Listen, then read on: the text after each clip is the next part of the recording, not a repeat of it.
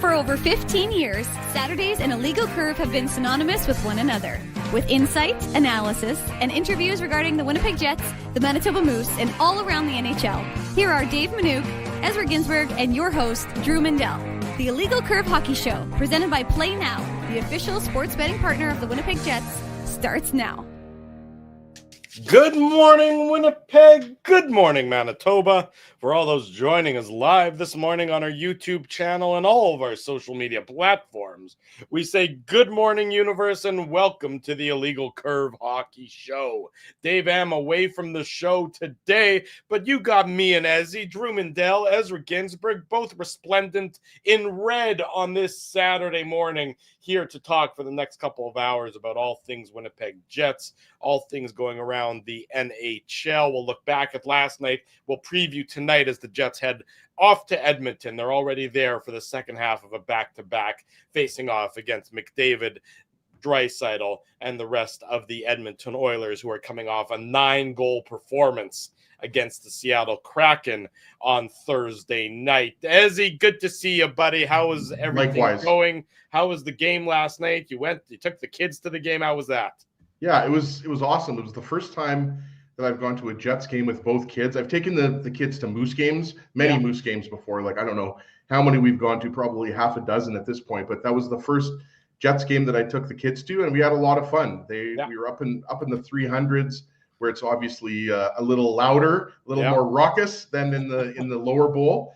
And so I love my 300 level people. And yeah, we had a good time. And look, we have tons to talk about. Obviously, Cole Koepke, he has a multi-point performance for the Winnipeg Jets, scores his first goal of the game. Kyle Connor edges even closer to 300 career goals. Shout out to Jennifer Berthollet. She correctly guessed our trivia question. We gave away a stick from our friends at CCM. So Jennifer won the CCM stick because she guessed correctly that Kyle Connor had 297, but now he has 299, as you know, Drew. That happened Wednesday, just for the record, people that are confused about that. It was Wednesday at our live on location watch party at Boston Pizza on Taylor Avenue, as he came with the swag and he gave away that stick. That's what you're referencing there. Right. So there's that to talk about.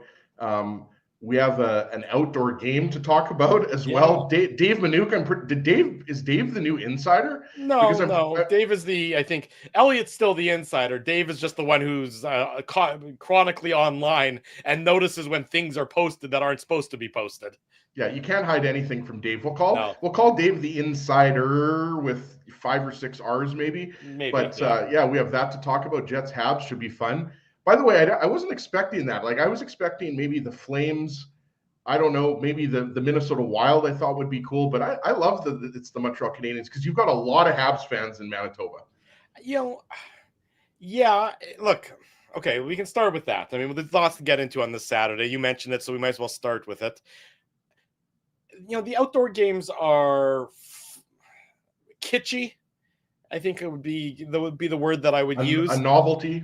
Yeah, but the novelty wears off a little bit. I mean, the first one they did in Winnipeg, I think it wasn't the Jets-Oilers game that was the main attraction from my perspective. It was the alumni game the day before. 100%. I didn't actually go to the actual outdoor game, the Jets and the Oilers. You remember what the score was in that game? The Jets were shut out. Yeah, it was a terrible game. Yeah. But the alumni game the day before, that was where the fun was at. That was the real sort of party, that the real attraction from my perspective. It's going to be fine. It's going to be fun. The cynic in me, and everyone who watches the show knows there's a fair bit of cynic in me, acknowledges that a lot of it is just a bit of a cash grab. It's just a way to generate a little bit more revenue. That, is the cynical side of me coming out. Also, end of October, I want it to be an experience. End of October, the weather's going to be probably pretty nice.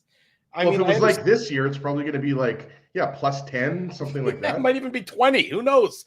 I just wish it was something that had a little bit more novelty attached to it. Just had a little bit more uniqueness about it. To me, it's just the the concept of these outdoor games is just and that isn't a Winnipeg thing. It's a general NHL thing. Sure. It's a little stale. I mean, I wish there was just a way to take the concept, twist it a little bit, and make it so that it's something that's a little bit more eye-catching and eye-popping and just really captures my energy a little bit more. And I know that's selfish because who the hell cares about Drew Mindell and Drew Mindell only? Totally. Well, apparently last night, a lot of people were enjoying the Mindell experience. So I think a lot of people care about your opinion, Drew. You know, I had a captive audience there last night. That's what that turned out to be. I don't know. I just wish there was something a little bit more, give it a little bit more juice about it. No, fair enough. Like, I think what you're saying is you would like to see the Jets and Habs play on the Red River like in early January, and there's maybe ice fishing going on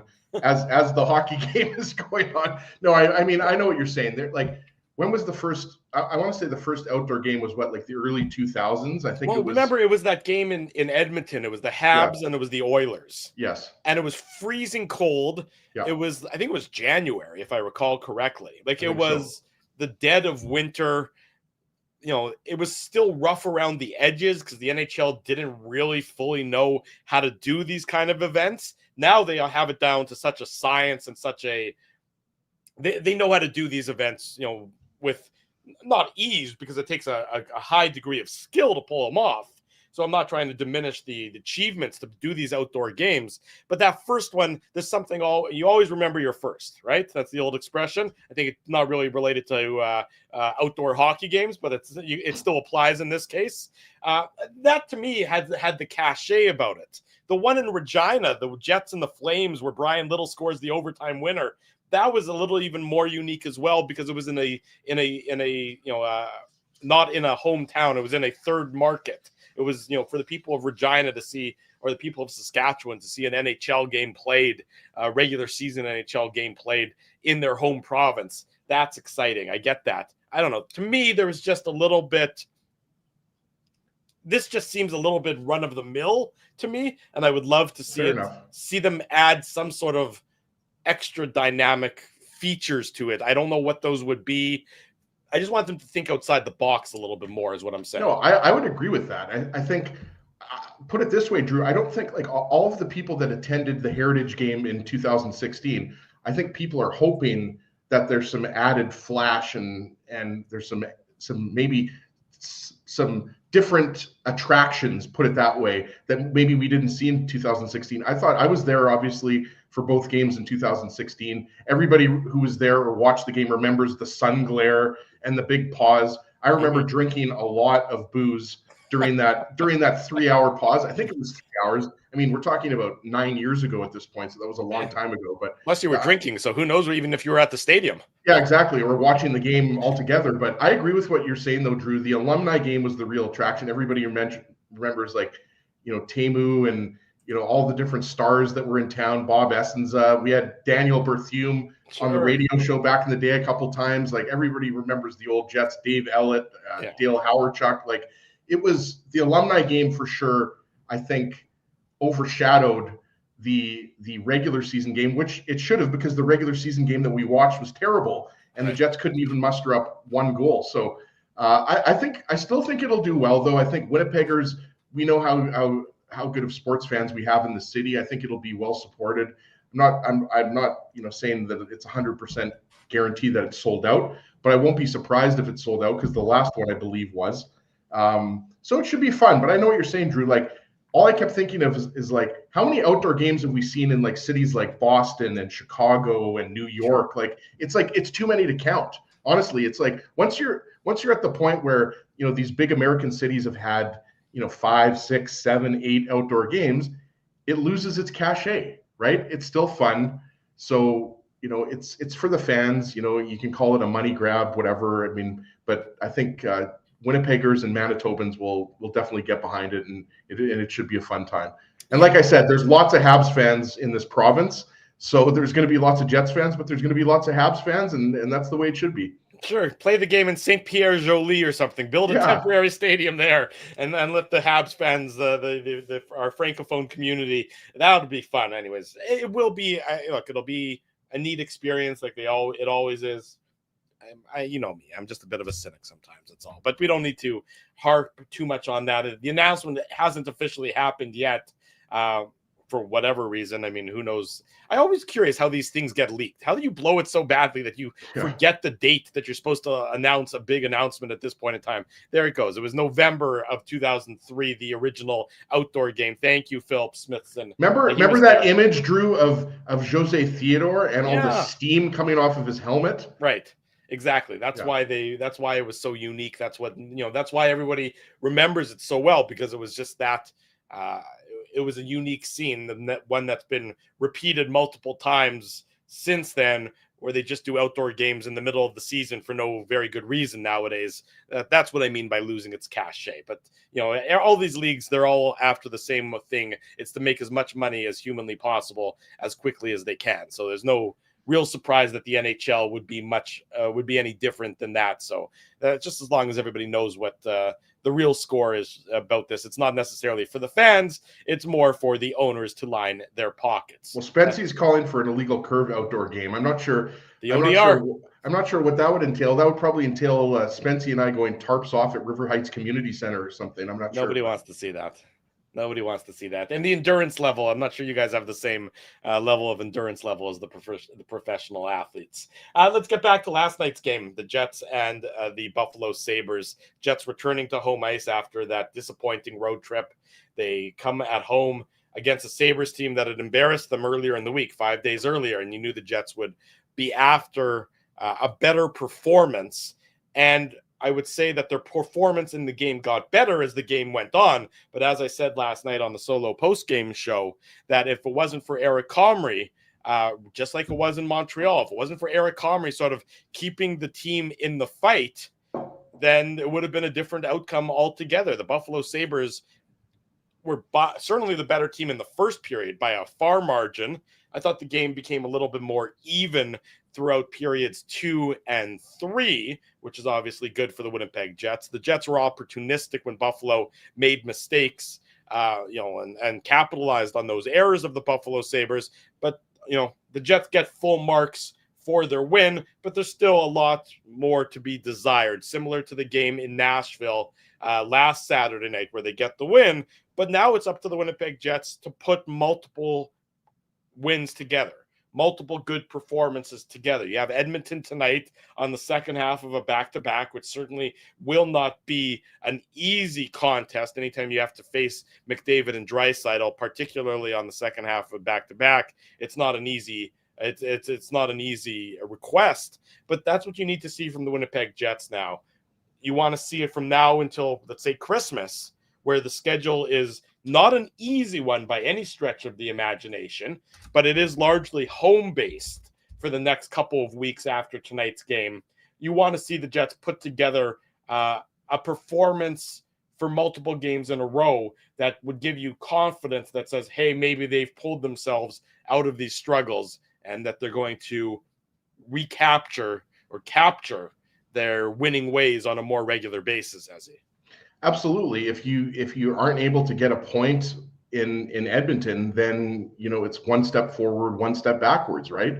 So you're absolutely right. I mean, this is just the start. You're not going to, the Jets aren't going to be celebrating this win for the next week here. It's a win. It's good to get a win at home, especially considering that you only had one win on that 5-game road trip. But you're right. I mean, I think when I was looking at the schedule, 5 of the next 6 games are against teams that have more points than the Jets in the standings. And that one team that the Jets have more points than is the St. Louis Blues, right? So like you said, when you're talking about, well, Edmonton and the Jets, I think, are right around the same amount of points. But when you're talking about Dallas, Boston, Washington. Yeah, there's not the only, what I would describe as softer opponent in the upcoming schedule for the Winnipeg Jets is the St. Louis Blues. St. Louis, yeah. They're the team that's struggling. I mean, Ottawa isn't, they're 13-10-4. So you have the Senators on home ice next Monday at one of the Amazon Prime games.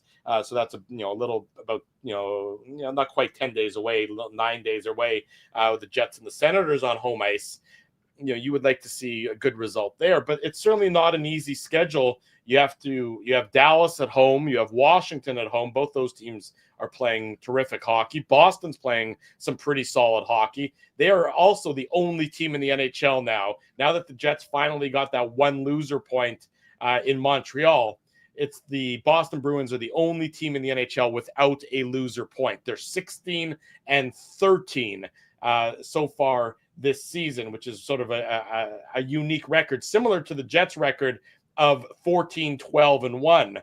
Obviously, the Bruins have played a couple more games, but that's just sort of shows you that the Bruins are a team that either wins in regulation either wins in regulation / overtime or loses in regulation. They don't seem to lose in overtime at any point so far. It's really tough to be a third. We're essentially, I don't know if it's exactly a third of the way through the season, but for all intents and purposes, we're a third of the way through the season. To not have any loser points, like it's crazy that the Jets just got their first loser points.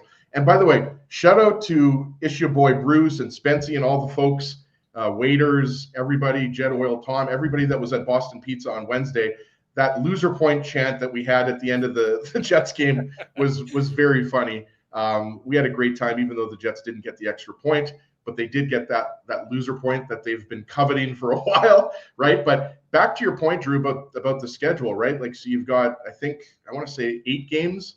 If my math is correctly, you've got 8 games before. You got 9 games before 8 games before the Christmas break. That's right. 8 games before the Christmas break, and aside from, like we said, St. Louis, none of those games are easy, and you end off on the road with Colorado and Utah. Colorado, obviously, you're not catching in the Central Division, but Utah, that's one of the teams that you're battling with right now for third place or the wild card spot in the Central Division / Western Conference. So yeah, you've got to string some wins together here.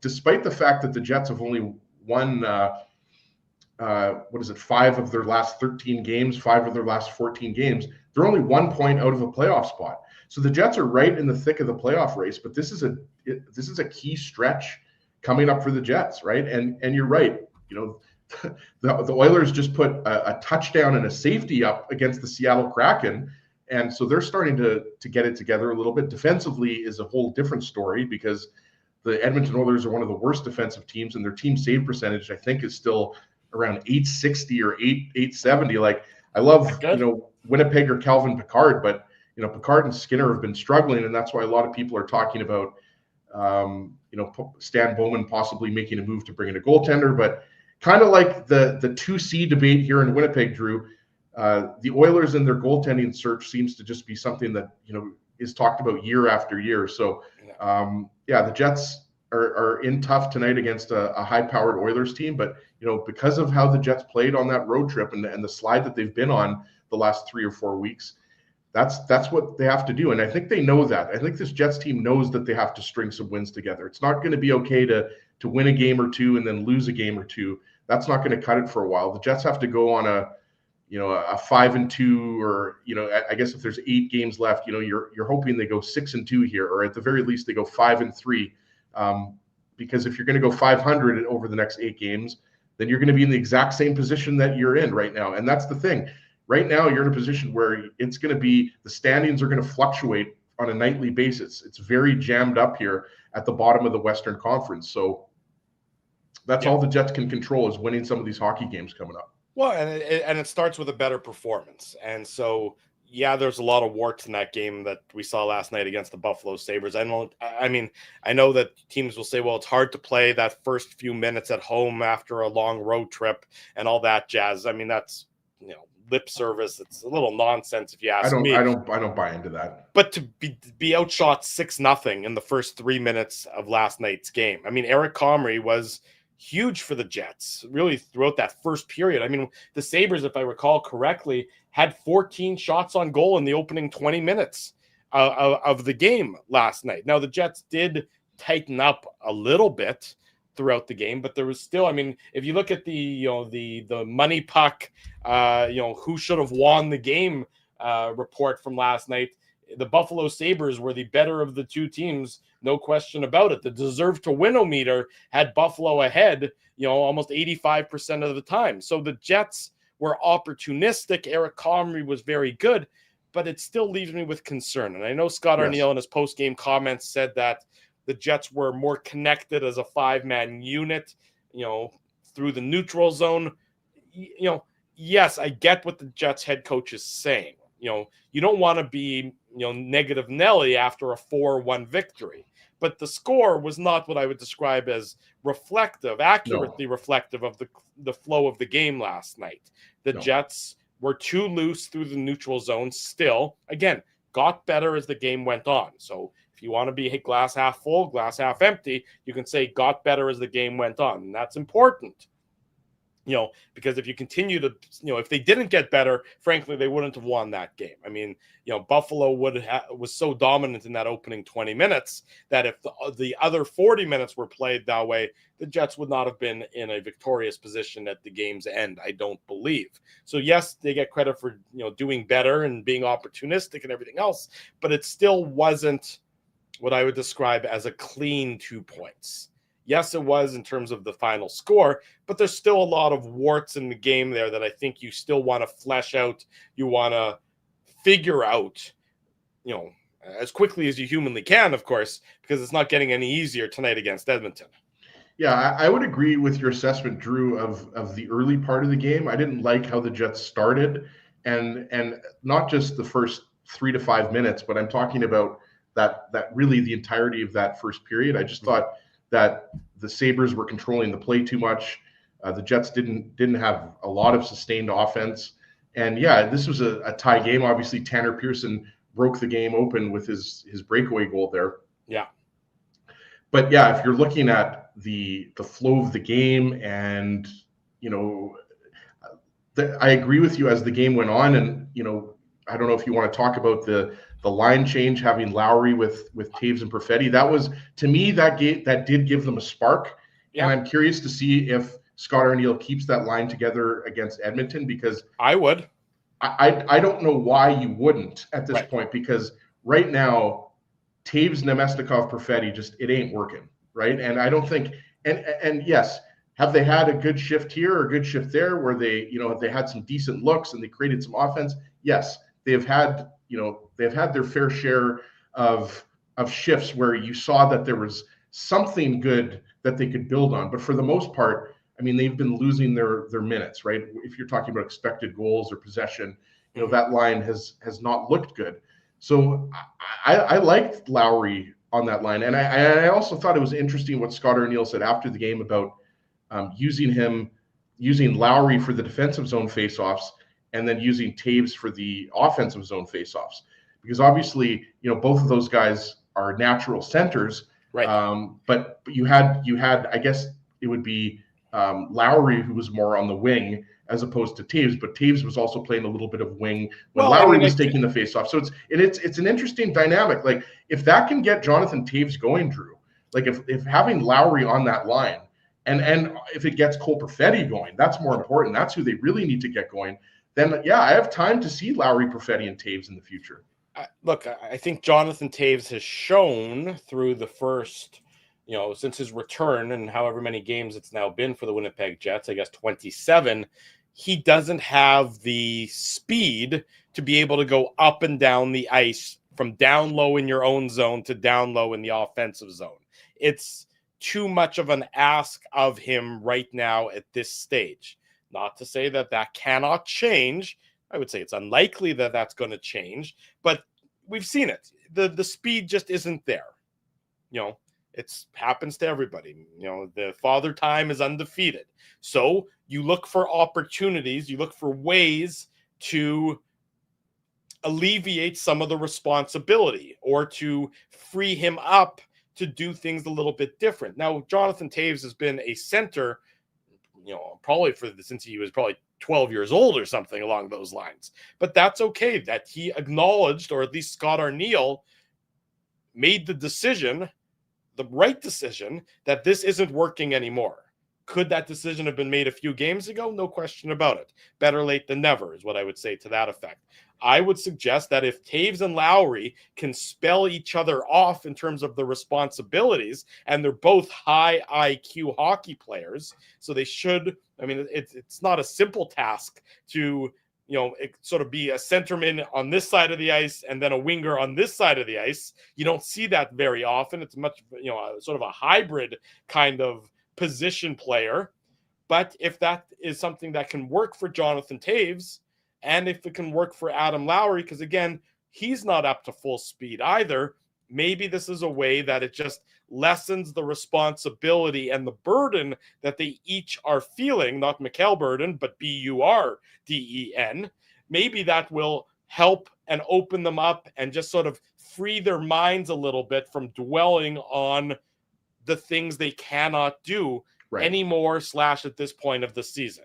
Right. And look, we got some offense from the fourth line. We talked about Tanner Pearson's goal. That was well, I guess that turned out to be the game-winning goal. Yes, the goal in the second period, the breakaway goal, and Cole Koepke assisted on that goal, and he also scored a really beautiful goal in the third period. So you've now got that offense that secondary offense, but it's from the fourth line. So that second line, you're still looking for a spark there. You're still looking for that line to really have a breakout game, right? Mm-hmm. And I agree. I think after like we talked about, after Lowry was put on that line, I think that line had a little bit more jump. But I mean, over the last week or two, all we've heard from all of the analysts, whether it's it's Craig Button on TSN, whether it's John Shannon on CJOB, whether it's, I saw Steve Koulias was on Winnipeg Sports Talk, like everyone is talking about this second line, and it's unavoidable, and it's partly to do with the fact that the Jets have been searching for that second line center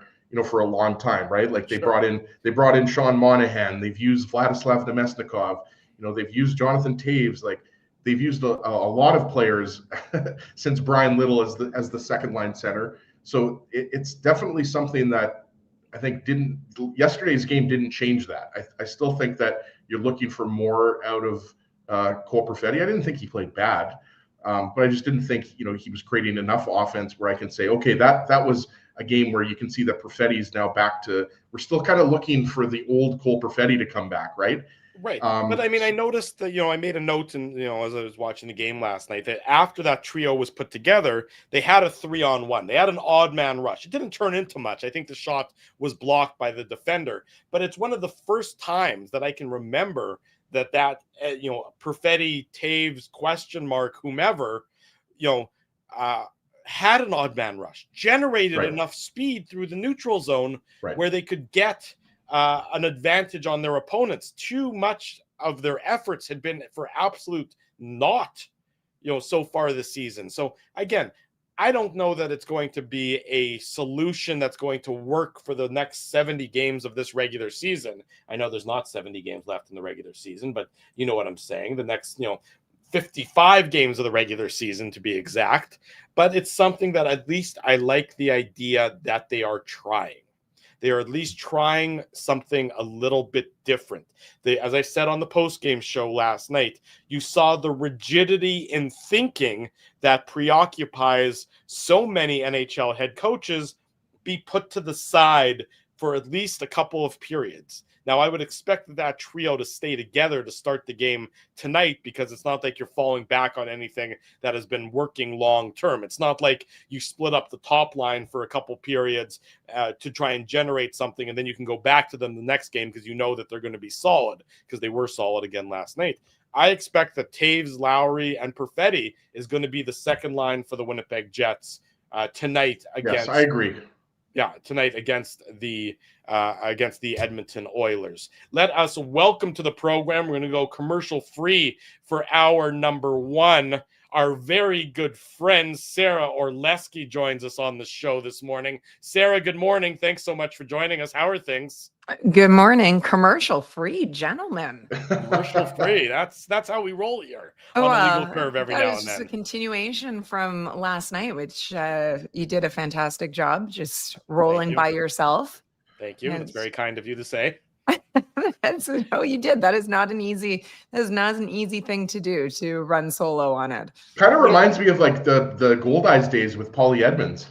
Totally. Yeah. Which I always joke now that you can tell, especially with broadcasters that either have done a lot of radio or ones that had to run solo in a booth, that you can ask them a question and they could give you at times a concise, 20-second one, or that exact same question could elicit a 3.5-minute response. It's whatever, because they are so great at being able to fill time, because as I said, that is not easy to do when you're alone. When you're bouncing things, you have no one to bounce anything off. And go, well, Drew, this was a great point you made. Well, thank you so much, Drew.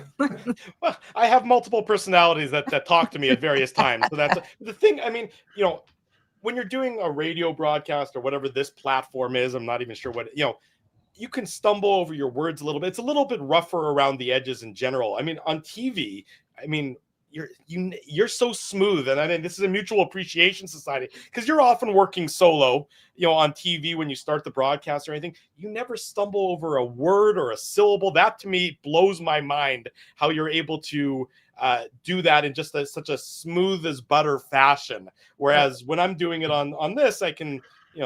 First of all, I can move my arms like I'm spazzing out all the time, a little bit like this. But the way you do it, that is something that I cannot wrap my brain around. So I'll take your compliment, I'll appreciate it, and I'll throw it back at you as well. Well, that's very sweet of you to say. But then I think that obviously there's been some broadcasts that you have missed, because there are many times where, even this season where I started, where I would combine Dan Robertson and Kevin Sawyer's names together.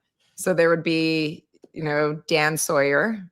So it's just that they are not their own individual person anymore. They are now just combined, a duo. But yeah, so I have certainly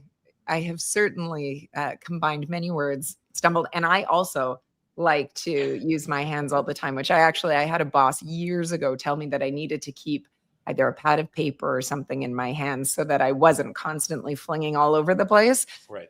But, that's still, I just feel as if deep in my soul, I don't know, maybe I was meant to be like Italian or something, and just kind of hands all over the place. I try to contain it, but then sometimes I go back and watch the broadcast and I go, oh my goodness, those hands are all over the place. That's why I hold a pen, but it doesn't do enough, because I'm now just doing so here's my problem though, and I'll tell you, just last one, that my problem with the pen is that then I start to flick it, or I start to tap it, and yeah, I'll find a new way to use it, and probably something, as I said, that former bosses will look at and go, oh, you are not supposed to do this on television, but it is what it is. I'm just going to hold a sandwich from now on. I think that's the best way to go. Plus, if I get peckish, I'll just take a bite with my. You know what? It's a win-win. Let's be honest. Exactly. Speaking of wins, the Winnipeg Jets got back into the win column with last night's performance, a 4-1 victory over the Buffalo Sabres, a much-needed victory over the Buffalo Sabres. We were talking, Ezzy and I were, just before you came on, Sarah, about the reformed, relook second line that came together in the towards the end of the game with Taves and Lowry and Perfetti together.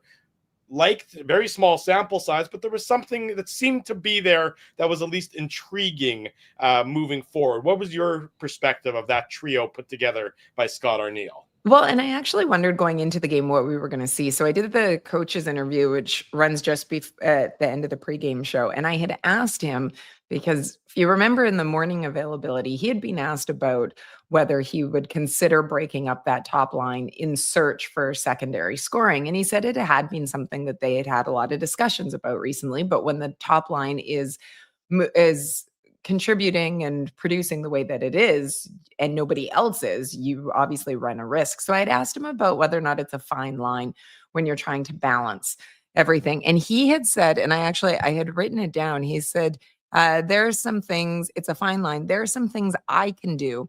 Use bits and pieces of each line, pull a guy for a shift or two here, switch things around. I'll get a feel for it here tonight. I've got to get everybody out running. And so when he had said that there's some things that he could do and move some pieces around, even if it was just temporarily, I wondered what we might see. And I like the idea of switching things up a bit in that department. Now, whether or not we see it for any length of time remains to be seen. And I think it'll also depend on whether it be the opponent. I think that it'll depend on what we see from the other lines. But I think that, look, we know that second line hasn't been working the way that they want them to. We know that there are some challenges that with respect to particular the speed maybe that we've seen with Jonathan Taves. And that's, I mean, and I don't mean that as a knock, but there is they need more right now from that second line. And so if they are able to get some help and utilize the strengths of both players, then I think it's a good call. And I like that idea. He doesn't want to mix up lines too much because he also wants chemistry and some consistency with them. But I think that even if we see it for bits and pieces in there, I mean, that's part of your job as a coach, right? When your team is in a funk, the way that they are from a scoring perspective, that you need to try whatever you can. You need to coach and get them out of it and do whatever you can on your end to try to put them in situations to do. And I think that, it obviously, I liked what I saw from it yesterday, and we'll see what happens and if he sticks with it tonight. Sarah, it seems like that loss to the Buffalo Sabres on Monday was like a month ago. I don't know if you feel like that too, but it feels like these last two games, like getting 3 of 4 points. I mean, it feels like, luckily you can kind of forget about that little game a bit, but somebody who obviously didn't forget about what happened in that game is Eric Comry, because he's pulled after 3 goals. And I think you would agree, and most Jets fans and observers would agree, it wasn't Comry's fault in that game. It was the way the Jets were playing in front of him. And since then, I mean, he's arguably had his 2 best games of his entire career. The game against Montreal was, I mean, we were doing our live show at Boston Pizza, and like everybody, that's what everybody was talking about, just how good Comry was. And yesterday, it's almost like he just duplicated that effort again. And even on the Jason Zucker goal, he stopped the first shot. The first save that he made was incredible. Yeah. And he obviously stopped, 13 or 14 shots in that first period. He was really good. What have you seen from Eric Comry? Because to me, he's responded exactly how you would want him to respond after being pulled in that first game against Buffalo. Well, I think that going into last night, if I remember correctly, the Jets won 5-1 without Connor Hellebuyck available as a starter.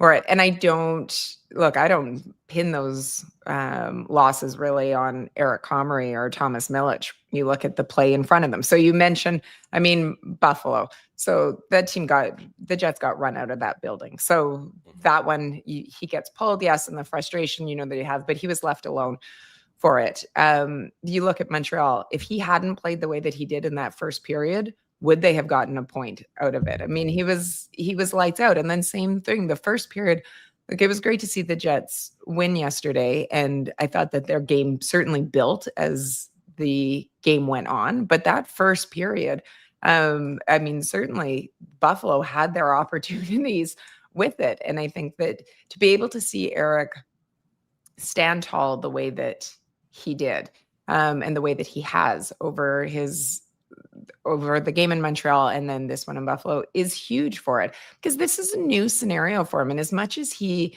prepares, you prepare every game as if you're going to be a starter. And yes, that's the case. And we know the work that he puts in. He's the first one on the ice. He's the last one off it, everything. And that he would appreciate having this sort of opportunity. He's an incredibly competitive player. It is different when all the responsibility is on you. You aren't just coming in for, once every 4 or 5 games in order to relieve Connor Hellebuyck and give him the night off. You are now the starter. And I think that as much as the team has confidence in Eric Comry, to be able to see him play the way that I think is something that everybody can feed off of. I love it. I think that he's such a likable person.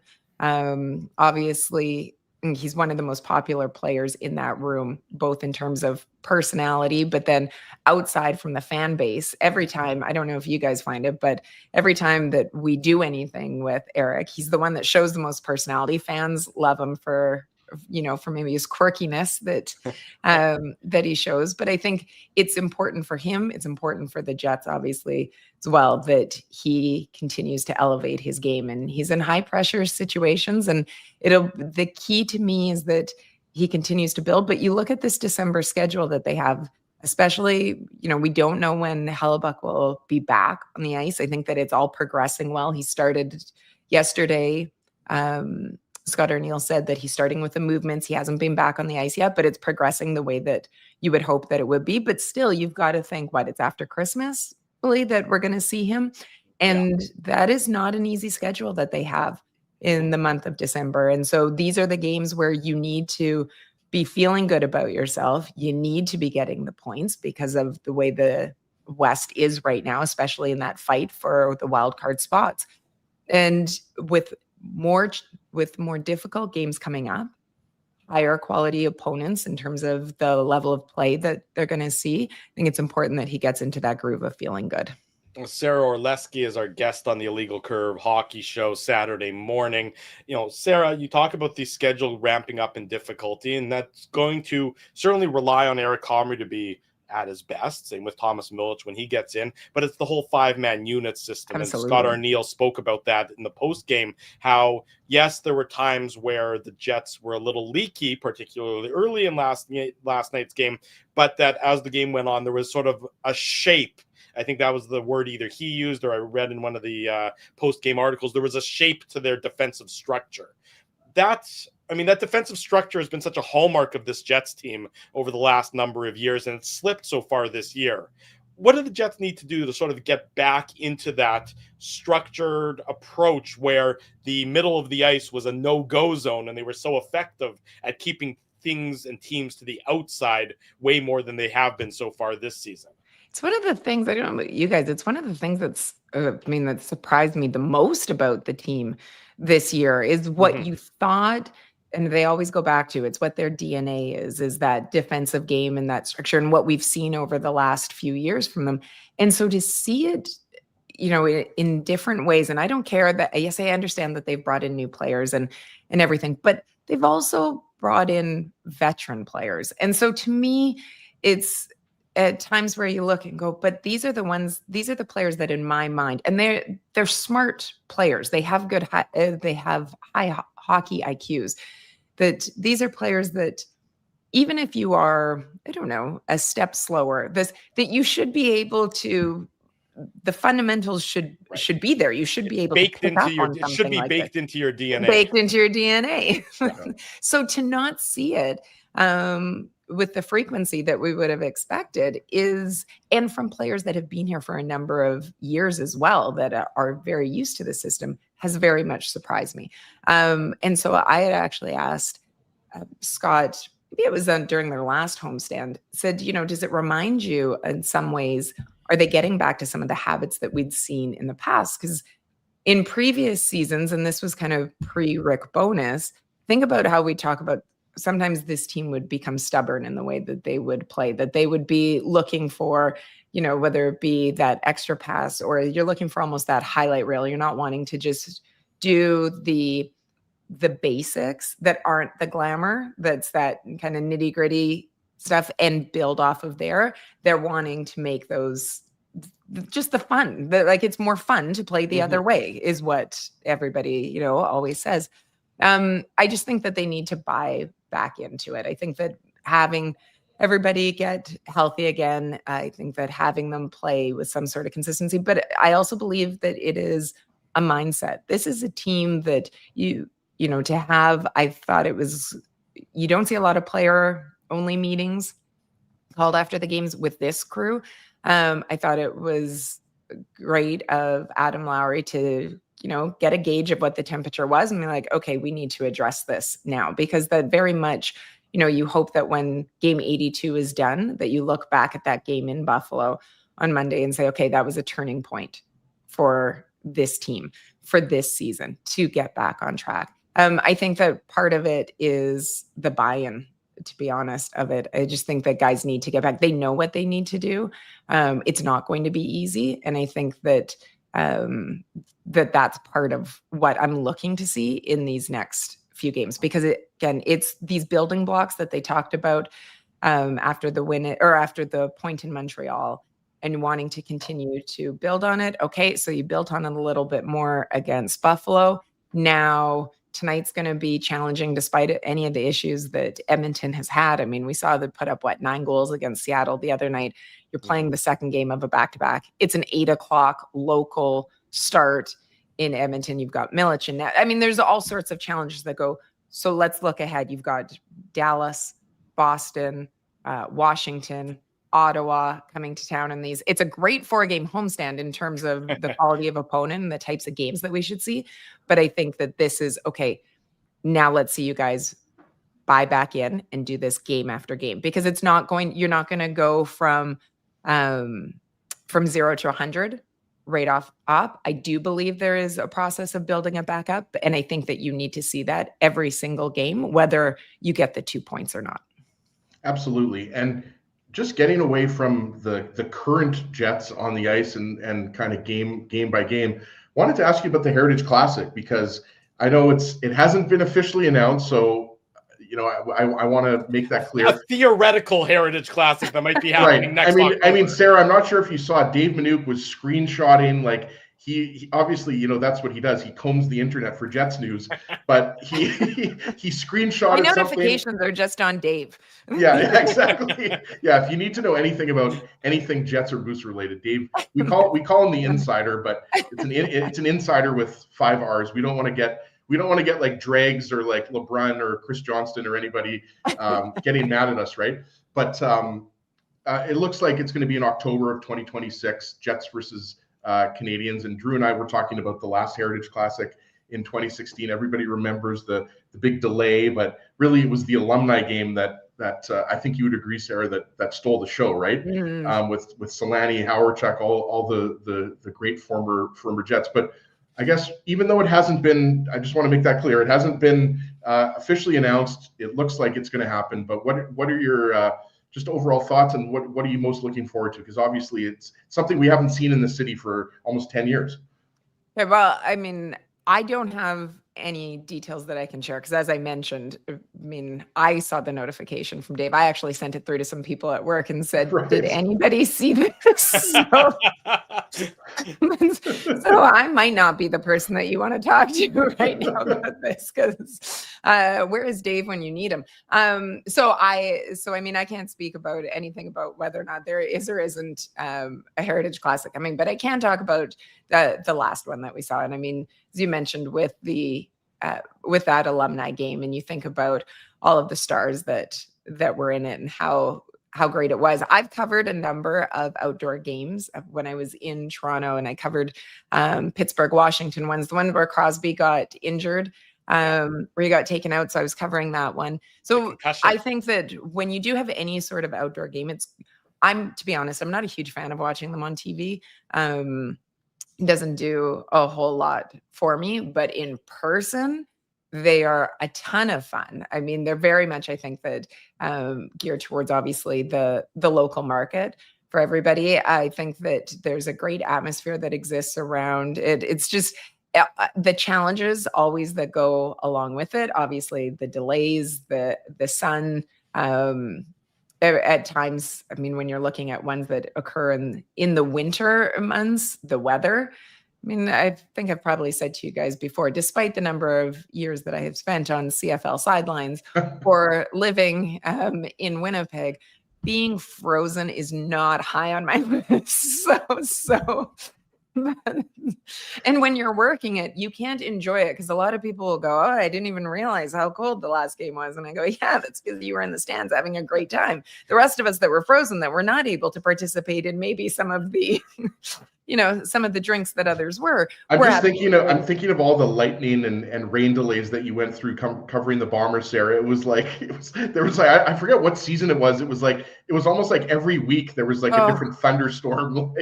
It's why I always joke now so I have season tickets to the Bombers and love going. My daughter and I go to as many games as we can. But I always say, if it is pouring rain, I will be the first one to say, I'm out. I spent way too many years having to do it. I love the TSN broadcast. I will watch from home on those games.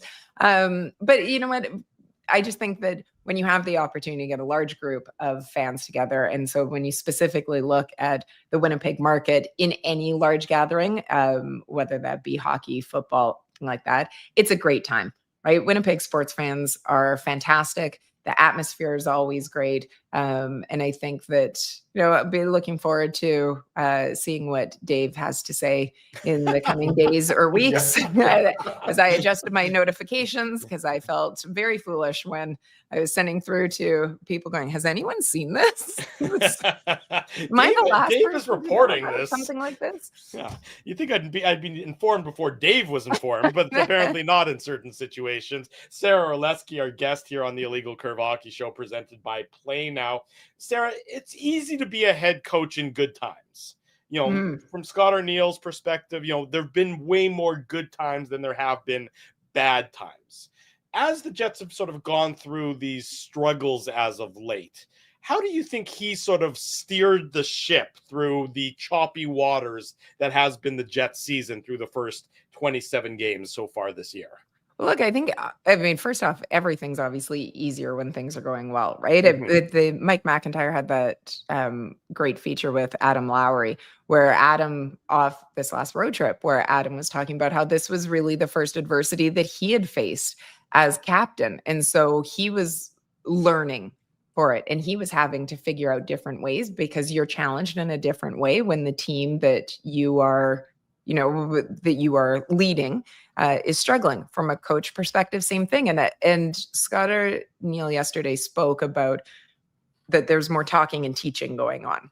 The challenge with that is that there isn't more practice time going on. And so, I think that we see it across the league right now. The challenges that some of the teams are having, and whether it be bad habits or issues that are creeping up, you hear a number of coaches speak about how the challenge is that you aren't getting practice time in order to try to fix it. And so it just continues to build, especially when you're looking at 4 games in 6 nights, 7 games in 11 nights. And so where do you have the time to address it? And so it's about finding different ways. And Scott had told me that some of the things, so whether it be how you approach the players. So are you bringing players in and having meetings with them, or going over video with them as defensive pairs instead of as a team as a whole? Are you bringing in individual guys? Is it lines?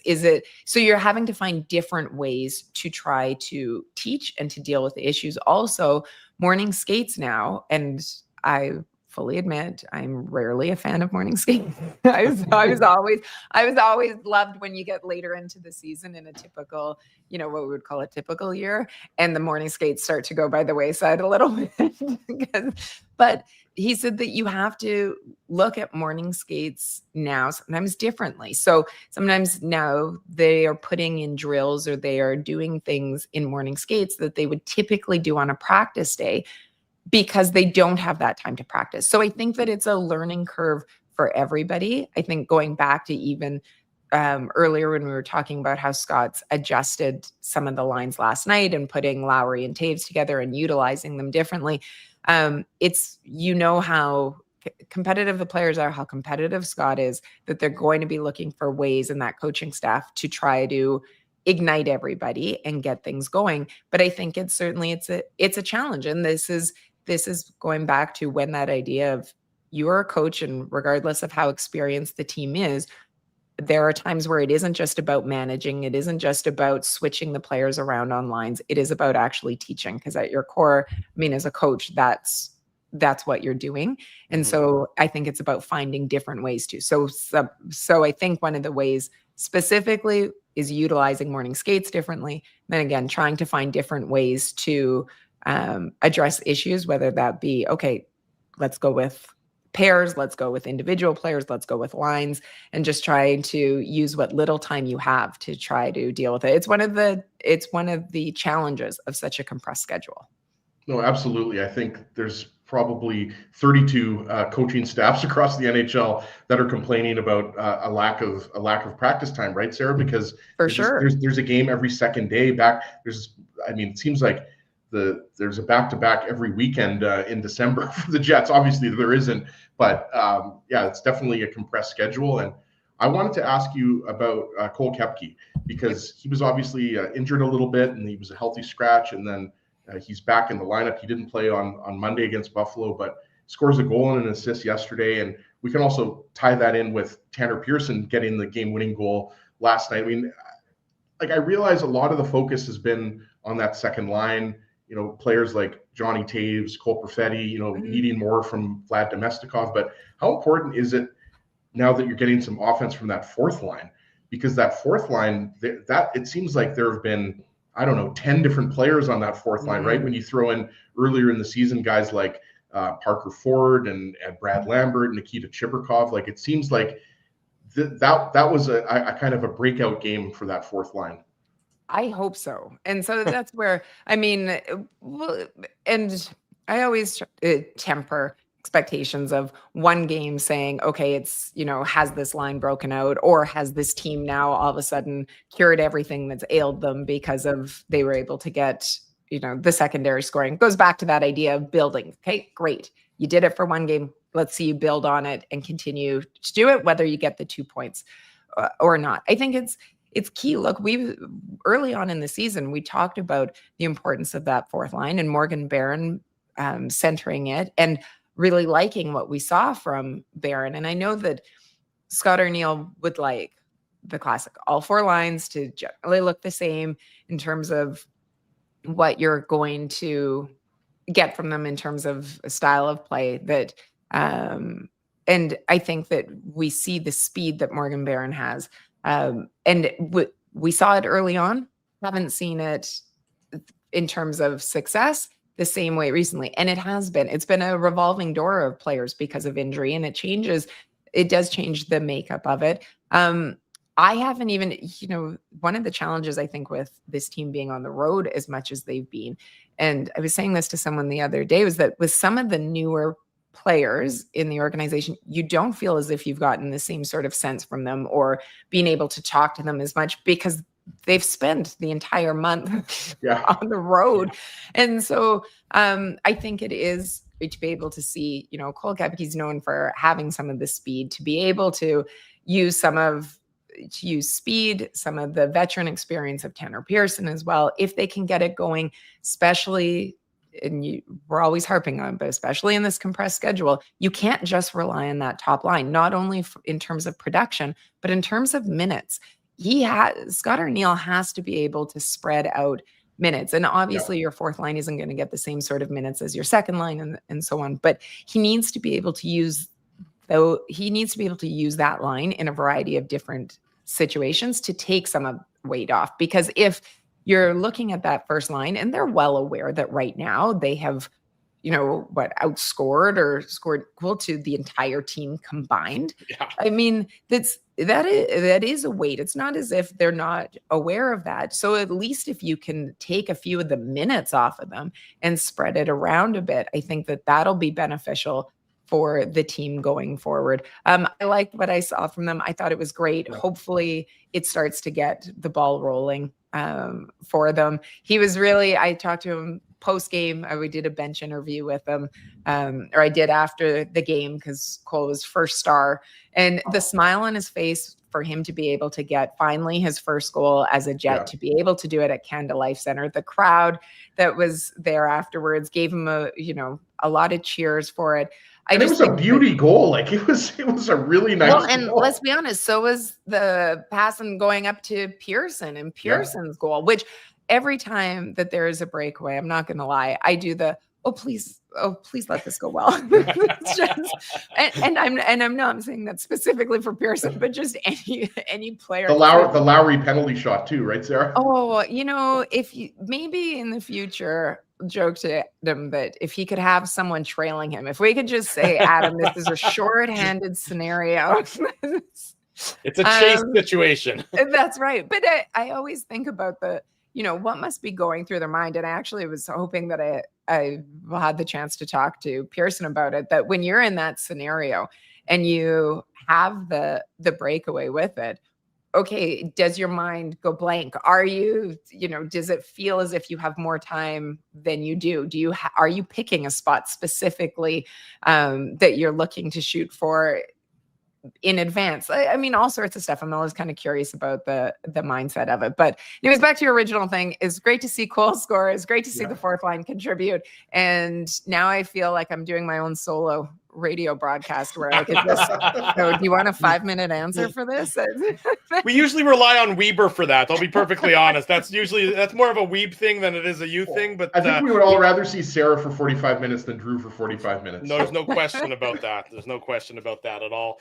You keeping an eye on the volleyball tournaments? I know you're a volleyball fan. Am I? Yeah. So look, there were some upsets last night. I came home, and so for those that know, so huge volleyball house, and the championships are going on right now. The initial rounds for it, so they're through to round of 16 now. But there have been some upsets. There's been some phenomenal volleyball. I came home last night and watched the end of some games. I'm just gonna say, if you didn't get the chance to watch it, Drew, that Cal Poly with a couple of huge upsets. And anyways, it's fantastic. I know that Kentucky won. That's all the only thing I care about is that Kentucky beat UCLA 3-1. They're the number 2 overall seed. So that's where I'm focusing my energies on. All right, fair enough. But there is some fantastic volleyball. And you know what? For club volleyball right now, these are tryout weekends going on. So there's tons of volleyball going on in the city. And just a plug always for women's sports, nothing to take away from guys volleyball, but for women's sports, the number of young girls that are playing volleyball in this city now is fantastic. I know that they've had tremendous turnouts for a whole bunch, and I just love to see the sport continue to grow. I love to see so many girls want to be involved in sports, and hopefully when they start at a young age, they continue to, because I think that, you know, there's a lot of information out there and a lot of proof that shows the impact that playing sports can have both on boys and girls, but the impact that playing sports can have on young women as they continue to grow up and advance throughout their careers into various high-level executive roles. A lot of them have played sports and played at a high level, so it's great to see. I'm all for it, and I will be watching a lot of volleyball today. Let me tell you, Sarah. I don't know if Drew wants to get into it, but he's got quite the reputation at Super Spikes. So I don't know if he wants to get into that. He's been, really? I do not. I mean, my volleyball career ended quickly due to both a lack of height and a lack of skill. Those two things were very much against me. But if there was one sport that I could ever, you know, if circumstances were different in my life, for whatever reason, I mean, I grew up as a tennis player and I still love playing tennis, but for whatever reason, volleyball has always captured my imagination. It's an amazing sport. Yeah. You know, so for whatever reason, it's a fantastic sport. Look, I'll tell you that I started playing beach volleyball, women's fours this fall, and my daughter, who plays volleyball, had said to me, I said, "Oh, I'm going to play beach," and she looks at me, she goes, "When was the last time you played beach volleyball?" I said, "I don't know, 30 years ago." She goes, "When was the last time you tried to run in sand or jump in it?" And so at least in indoor, in my mind, I could have this great vertical. Mm-hmm. And, you know, in beach, you can't even pretend. So it's a great time. And I'm sure that although it's not with the same sort of, let me see. Super Spike and the Sunday night volleyball are very different in crowds. I'm sure that your vertical and my vertical look the same. No, I should have mentioned, Sarah. Drew and I were good at the drinking part of Super Spike. That's the part. Never made it onto the court. Yeah, exactly. I have a lot of respect for for volleyball players, especially volleyball players at the highest levels. I could set, but the bumping thing. The bumping is just I couldn't get that down. So that's why I never made my River Heights Junior High School volleyball team. That was the reason. That was the reason. I'm sure that was the only reason why you. Yeah, I might have been a bit of a chubby kid too, Drew.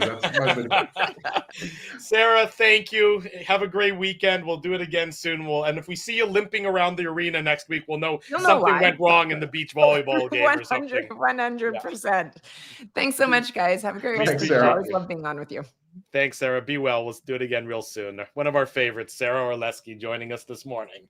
I did try out though. I mean, I didn't know you could cut play. I didn't know you could cut players from a junior high sports team. I thought everybody got to play. I think I was actually the manager of my. You got demoted to manager, did you? Yeah, I was the manager of the volleyball team in grade 7. Shout out to River Heights Junior High School, Cole River Heights Junior High School. But yeah, I mean, like you said, Drew, to Sarah, our bodies are more. We have more golf bodies than volleyball bodies. We're land-based athletes. Yes, we're not Yeah. sand-based Yeah. athletes. We need to be close to like a bar or a table so we can have a sandwich or a drink with us at all times. At all times. That's why curling was always one that I was intrigued by. Those who can do, those who can't, manage a junior high school volleyball team. Much more of the Illegal Curve Hockey Show to come. Hour number 2 up next. Drew Mandel, Ezra Ginsburg, presented by Play Now. I want to thank you for not betting with Play Now and choosing our illegal gambling site instead. Because we couldn't afford things like this without your money. So much of your money. Now you might have questions like, do our profits benefit your community? no. Or bet with Play Now, Manitoba's local legal and secure gambling site. Dining, entertainment, parking, and convenience, all in one spot. City Place is located in the heart of downtown Winnipeg, attached to the Canada Life Centre. Whether you're working, living, or out for a night in the downtown, make City Place your go-to destination before or after the fun finds you. Lunchtime, game time, anytime. Visit City Place at 333 St. Mary Avenue, next to Canada Life Centre. Boys, I've made an important life decision, and I need your support. Oh boy. I've decided to get a grill. You mean a barbecue grill for cooking? Like, that's not an important life decision, Ezzy. No. A grill for my teeth. A grill for your teeth? Do I even want to know why you're doing this? It's simple, really. Every time I go to Holt Dental, I get treated so very well by Dr. John and his team that I need to keep finding additional reasons to go back. I rely on Holt Dental for all of my dental needs, and they do it all, from regular cleanings to cosmetic dentistry. Plus, they have free parking at their front door, and you know how much I love my convenient parking. For all your dental needs, Illegal Curve recommends Holt Dental, conveniently located on Taylor Avenue near Grant Park Mall. For more information, visit them online at holtdental.ca. Guys, big news. You know how I'm always misplacing my cool stuff? Well, Big Daddy has a new hobby, labeling. Labeling is your new hobby. You got it. Ever since I discovered Label Daddy's washable labels, I just can't stop labeling. I'm labeling water bottles, hockey sticks, cereal boxes, roast chickens, team jerseys. Everything deserves a label. I can think of a label or two for you. Best part is that Label Daddy is the only label company officially licensed by the NHL. So my labels are personalized and can have the Jets logo on them. Just search NHL on the Label Daddy website. For almost 2 decades, Label Daddy has been helping people to not lose their stuff. It's the most affordable insurance policy around. For customized, washable, peel and stick labels with no ironing or sewing required, visit labeldaddy.com and search NHL for the label pack belonging to your favorite team. For over 40 years, Rumors Restaurant and Comedy Club has been Winnipeg's home for stand-up comedy.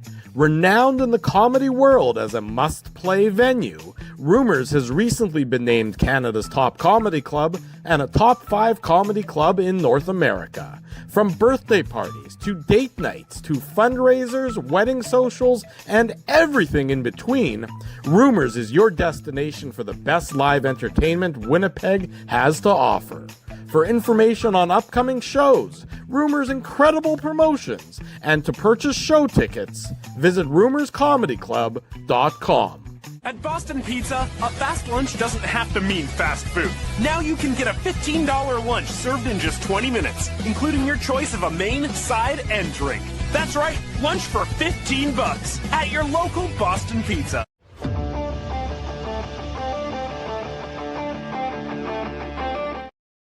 10 minutes after the top of the hour, we're way over time for hour number 1, but that's okay. There's no real clocks here. This isn't professional radio. This is whatever this YouTube broadcast platform is. It's great. Ezra Ginsburg's on the right. I'm your host, Drew Mandel, here talking about the Winnipeg Jets. They're in action tonight against the Edmonton Oilers, which means we'll have a late night edition of the Illegal Curve post-game show. The two of us will be back again. Can you imagine Ezzy and I spending this much quality time together? I cannot, but we'll be back again. Loving every minute minute of it, Drew. That's right. In about 13 and a half hours time, give or take, that'll be the Illegal Curve post-game show after the Jets and the Edmonton Oilers. The Oilers putting up a 9 spot on the Seattle Kraken earlier this week.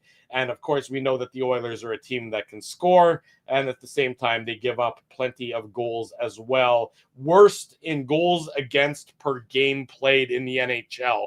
3.5 goals against per game played. The Oilers have given up so far this year. They've given up the most goals in the NHL at 5-on-5, having given up 70 of them so far in their 28 games played. The teams trailing right behind them include the Buffalo Sabres, last night's opponent. So you can see the teams that are struggling with goaltending, and the Oilers and the Sabres certainly count as 2 of them. For the Winnipeg Jets perspective, as we know that the Oilers are dynamic. Any team with McDavid and Draisaitl, dynamic is an easy word to use to describe them. The structure for the Winnipeg Jets, something that has been in question, something that has not been surefire so far this year, will be an absolute key to the Winnipeg Jets tonight. We know the Oilers have speed. We know that they have skill at the likes of which most teams in this league can't even imagine. It's going to be incumbent on the Winnipeg Jets to try to mitigate that. Let the Oilers make the defensive breakdowns that they so consistently make, and the goaltending that has been sieve-like at times this year. That's going to be the key for the Winnipeg Jets, is to not get into a run and gun sort of approach with the Edmonton Oilers tonight. Yeah, and I think there's some similarities between the Oilers and the Jets when you consider that, they've been highly reliant on who you just mentioned, 97 and 29. And obviously, Ryan Nugent-Hopkins is one of their better players, and he's having over a point per game season so far, but there's a big drop off after that, right? I think it's Jack Roslovic who's fourth in terms of their forward scoring, right? So, and he's out of the lineup. It's worth noting as well. Right, that's right. So I think there's some similar. Like obviously, the Jets don't have Connor McDavid and Leon Draisaitl. The Jets happen to have Mark Scheifele and Kyle Connor. But I think what I was trying to say is that I think they've been also suffering, in addition to the fact that their defense has been a bit of a mess, Drew, as you mentioned. I think they're also struggling to get some secondary scoring. And, that's why they're looking for guys like, Vasily Podkolzin and guys like, Matt Savoy and Adam Henrique. Like, they're looking for those guys to contribute more offensively. But I agree with you in terms of the defensive structure. I going back to our conversation with Sarah, talking about, how the Jets have played defensively. Like, we've seen it. We've seen this team for 2 straight years be the Williams Jennings Trophy winners. Like, they've allowed the fewest goals in the NHL over the last couple of years. Not so much this year, but I think, even a game like yesterday, like the score's 4-1.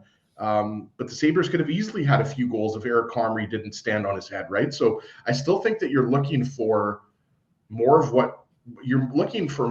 that elite A defensive game from the Jets. Right. We still haven't seen that enough. We've seen it a little bit this year, but through 28 games or however many games we're into right now, I think we're still waiting for to see one of those games where they're able to shut down the opposition and play a solid 60-minute game. Like, you maybe allow a few goals. When you play the Edmonton Oilers, you're not expecting to necessarily shut them out, but you also don't want to let them score, 4, 5, 6 goals either.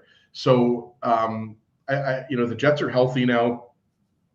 Thomas Milic is going to be in net. Thomas Milic obviously was really good in his NHL debut. We talked about it. It really just fell apart in the third period for him, but he had only allowed 1 goal in his first 2 periods. So I thought Milic was really good. But it's like we talked about before. It's nice to get the win on home ice against Buffalo, but you have to keep this going. And yes, it's the second game of a back-to-back, but I'll tell you, across the NHL, teams are playing back-to-back games and still playing under this compressed schedule. So hopefully the Jets are able to build on this. But against the Jets, let's be clear here. The Jets have struggled against fast teams that are good in transition. Yeah, the Edmonton Oilers do. They're good, they're fast, and they're good in transition, right? So that's where the Jets, they have to, and they don't have to prove it to us. They have to prove it to themselves. Like, we've seen the Jets play a certain way and shut teams down defensively, whether that's the Colorado Avalanche, whether it's the Dallas Stars, whether it's the Edmonton Oilers. And so they have to get back to that type of game because, you can't expect Thomas Milic to do what Eric Comrie did in Montreal. It's not fair to him. Well, it's not fair to any of your goaltenders to always most heavily rely on them. Bingo Bango 13, pardon me, makes a good point about Neil Pionk here. And I thought Neil Pionk last night set the tone for the Winnipeg Jets early. It took a while for it to really manifest, but I thought Pionk was one of the Jets' better defenders. Yeah, that big hit on Ryan McLeod. Right, on the first shift of the game. Yeah. It was before the game. I think was even a minute over or a minute into the game. Neil Pionk laid that hit on Ryan McLeod. He had a very active stick throughout the course of the entire game. Neil Pionk did, snuffing out a couple of plays at the Jets' defensive blue line.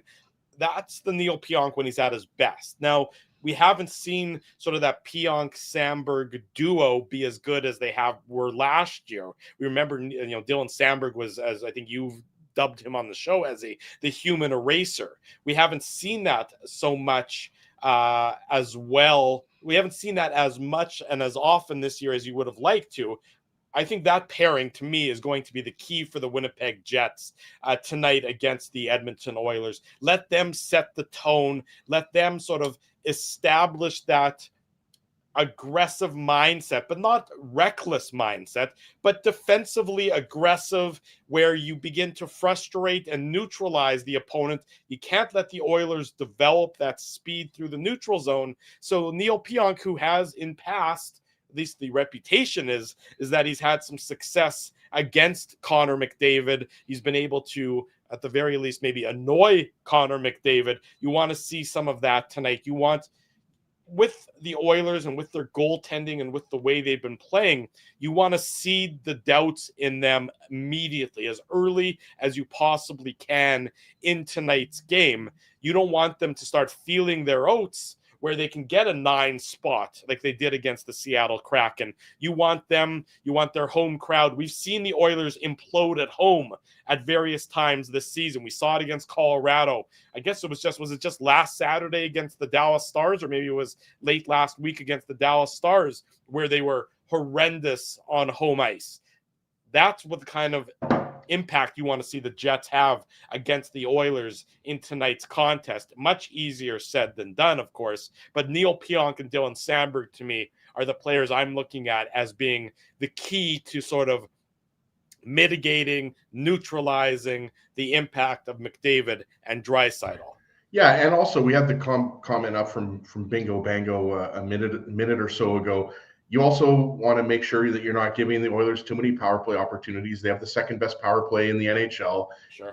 We all know that. Year after year, the Oilers have a dangerous power play. So, and look, the Jets only gave the Sabres 2 power plays last night. So it's not like one against Montreal. So right. So it's not like I'm saying the Jets are taking too many penalties. I'm just saying, like, you would rather take 1 or 2 penalties as opposed to 3 or 4 versus the Oilers. It's just a numbers game. If you give that team enough power plays, they're going to score.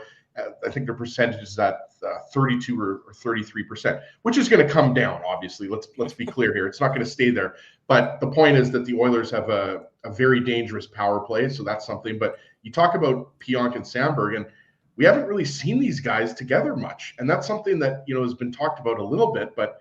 Pionk was out for a little bit. Samberg obviously missed the first, 16, 17 games. He's been back now for 10 games or around 10 games. So that's obviously a key pairing for the Jets. And let's be honest, Josh Morrissey's having a great offensive season, obviously. And, he's in the early Norris conversation, but he's had to carry Dylan DeMello a little bit here this year. Let's be honest. And I'm not talking about, Dylan DeMello's offensive production. I'm talking about his defensive production.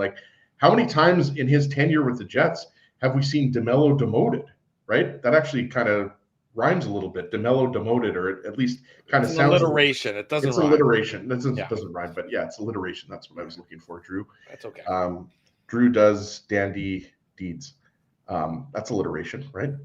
That is multiple words that begin with the same sound, the same letter. That's I think the definition of an alliteration. Yes. Okay. I'm glad that we got that out of the way. I'm not sure why we got it out of the way, but I'm glad we got it out of the way as well. because I was talking about DeMello demoted. No, I understand So- what you managed to sidetrack yourself is what happened there.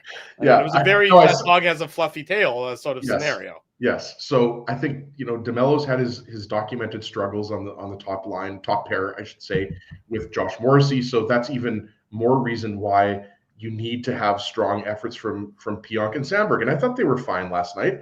I mean, I think, it goes back to what we were talking about in terms of this idea of the way the Jets are playing as a team defensively. And, when you talk about connected, it's, you can get into all these things like, how the team plays in the neutral zone, how they are with their back pressure and everything like that. The point is the Jets have to be a team that is doing a better job of preventing teams' transition play.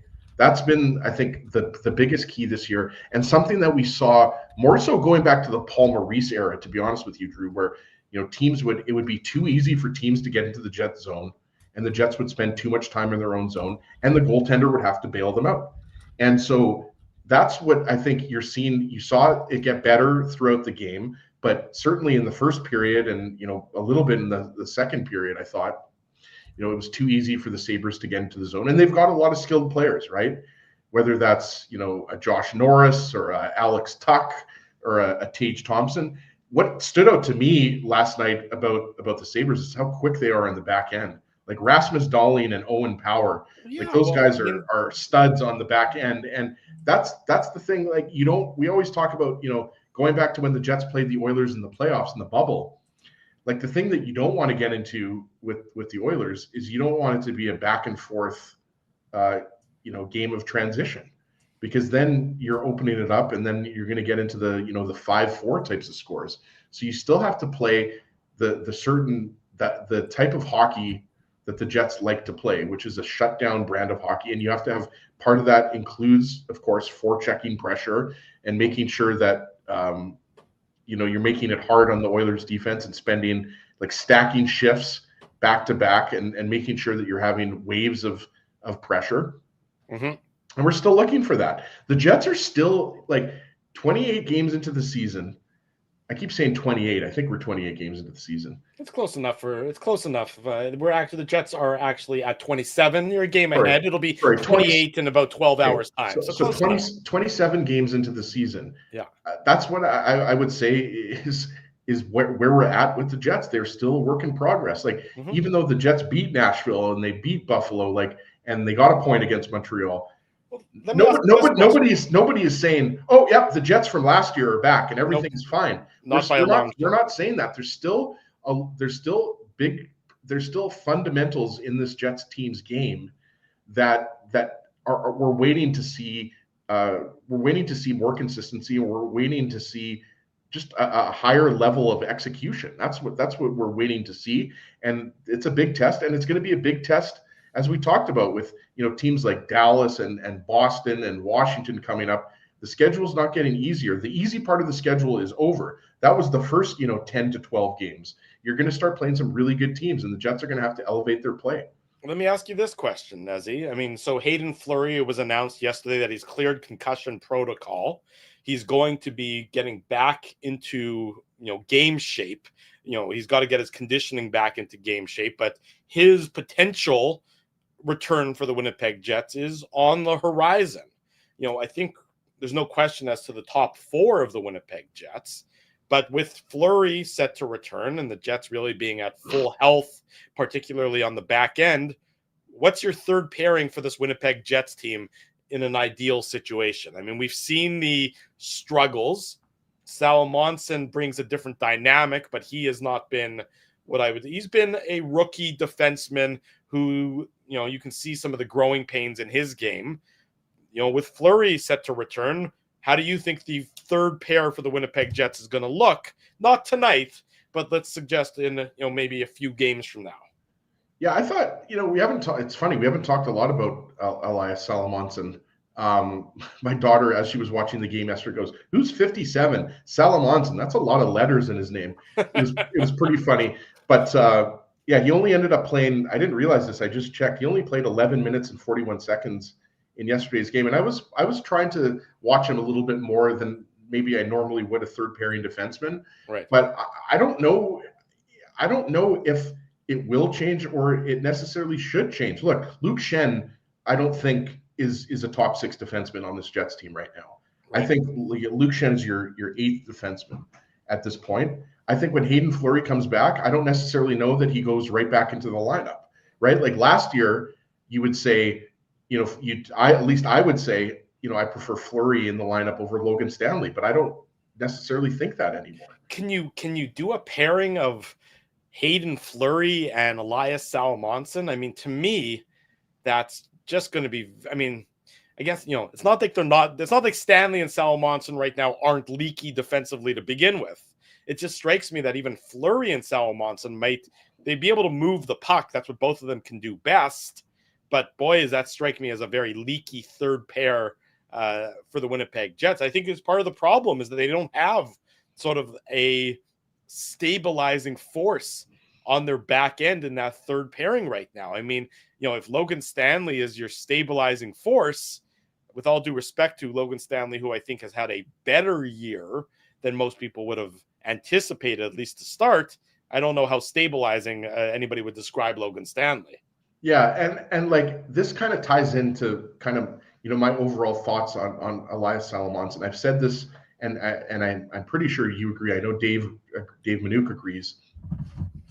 I'd like to see Salomonsson get some games here, and I'm not saying that Salomonsson should get the what did we say? There's 53 games left in the season.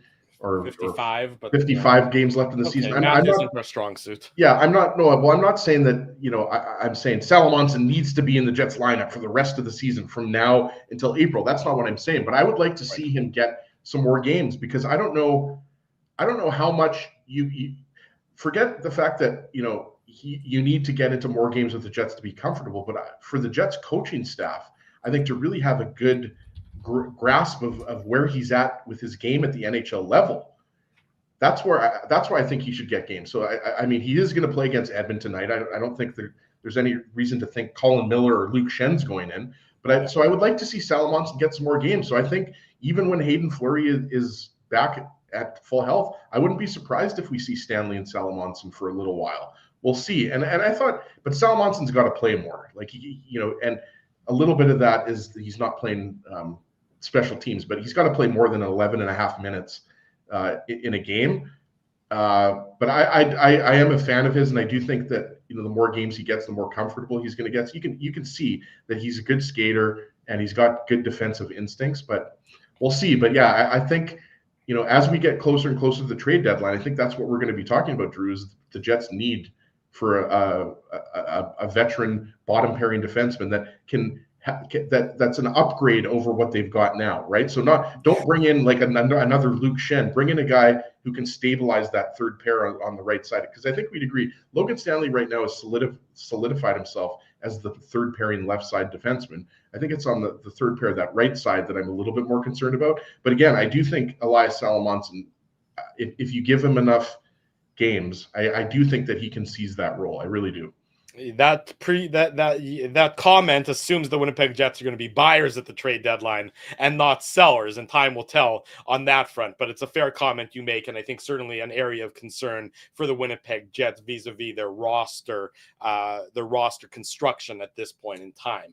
When we return on the Illegal Curve post-game show, our good friend Michael Trakos is going to join us for more hockey talk. Saturday morning, it's the Illegal Curve Hockey Show presented by our friends at Play Now, Drew Mandel, Ezra Ginsburg. Do not go anywhere as we are set to return momentarily. I want to thank you for not betting with Play Now and choosing our illegal gambling site instead. Because we couldn't afford things like this without your money.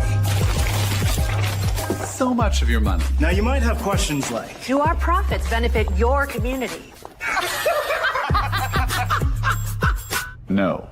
Or bet with Play Now, Manitoba's local legal and secure gambling site. Dining, entertainment, parking, and convenience, all in one spot. City Place is located in the heart of downtown Winnipeg, attached to the Canada Life Centre. Whether you're working, living, or out for a night in the downtown, make City Place your go-to destination before or after the fun finds you. Lunchtime, game time anytime. Visit City Place at 333 St. Mary Avenue, next to Canada Life Centre. Boys, I've made an important life decision, and I need your support. Oh boy. I've decided to get a grill. You mean a barbecue grill for cooking? Like, that's not an important life decision, Ezzy. No. A grill for my teeth.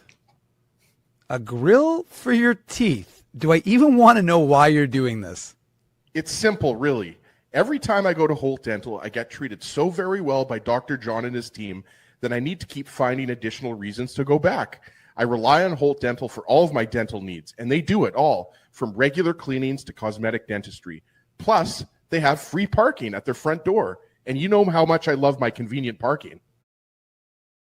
For all your dental needs, Illegal Curve recommends Holt Dental, conveniently located on Taylor Avenue near Grant Park Mall. For more information, visit them online at holtdental.ca. Guys, big news. You know how I'm always misplacing my cool stuff? Well, Big Daddy has a new hobby, labeling. Labeling is your new hobby. You got it. Ever since I discovered Label Daddy's washable labels, I just can't stop labeling. I'm labeling water bottles, hockey sticks, cereal boxes, roast chickens, team jerseys. Everything deserves a label. I can think of a label or two for you. Best part is that Label Daddy is the only label company officially licensed by the NHL. So my labels are personalized and can have the Jets logo on them. Just search NHL on the Label Daddy website. For almost 2 decades, Label Daddy has been helping people to not lose their stuff. It's the most affordable insurance policy around. For customized, washable, peel and stick labels with no ironing or sewing required, visit labeldaddy.com and search NHL for the label pack belonging to your favorite team.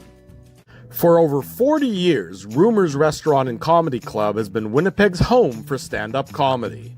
Renowned in the comedy world as a must-play venue, Rumors has recently been named Canada's top comedy club and a top 5 comedy club in North America. From birthday parties to date nights to fundraisers, wedding socials, and everything in between, Rumors is your destination for the best live entertainment Winnipeg has to offer. For information on upcoming shows, Rumors' incredible promotions, and to purchase show tickets, visit rumorscomedyclub.com. At Boston Pizza, a fast lunch doesn't have to mean fast food. Now you can get a $15 lunch served in just 20 minutes, including your choice of a main, side, and drink. That's right, lunch for $15 at your local Boston Pizza.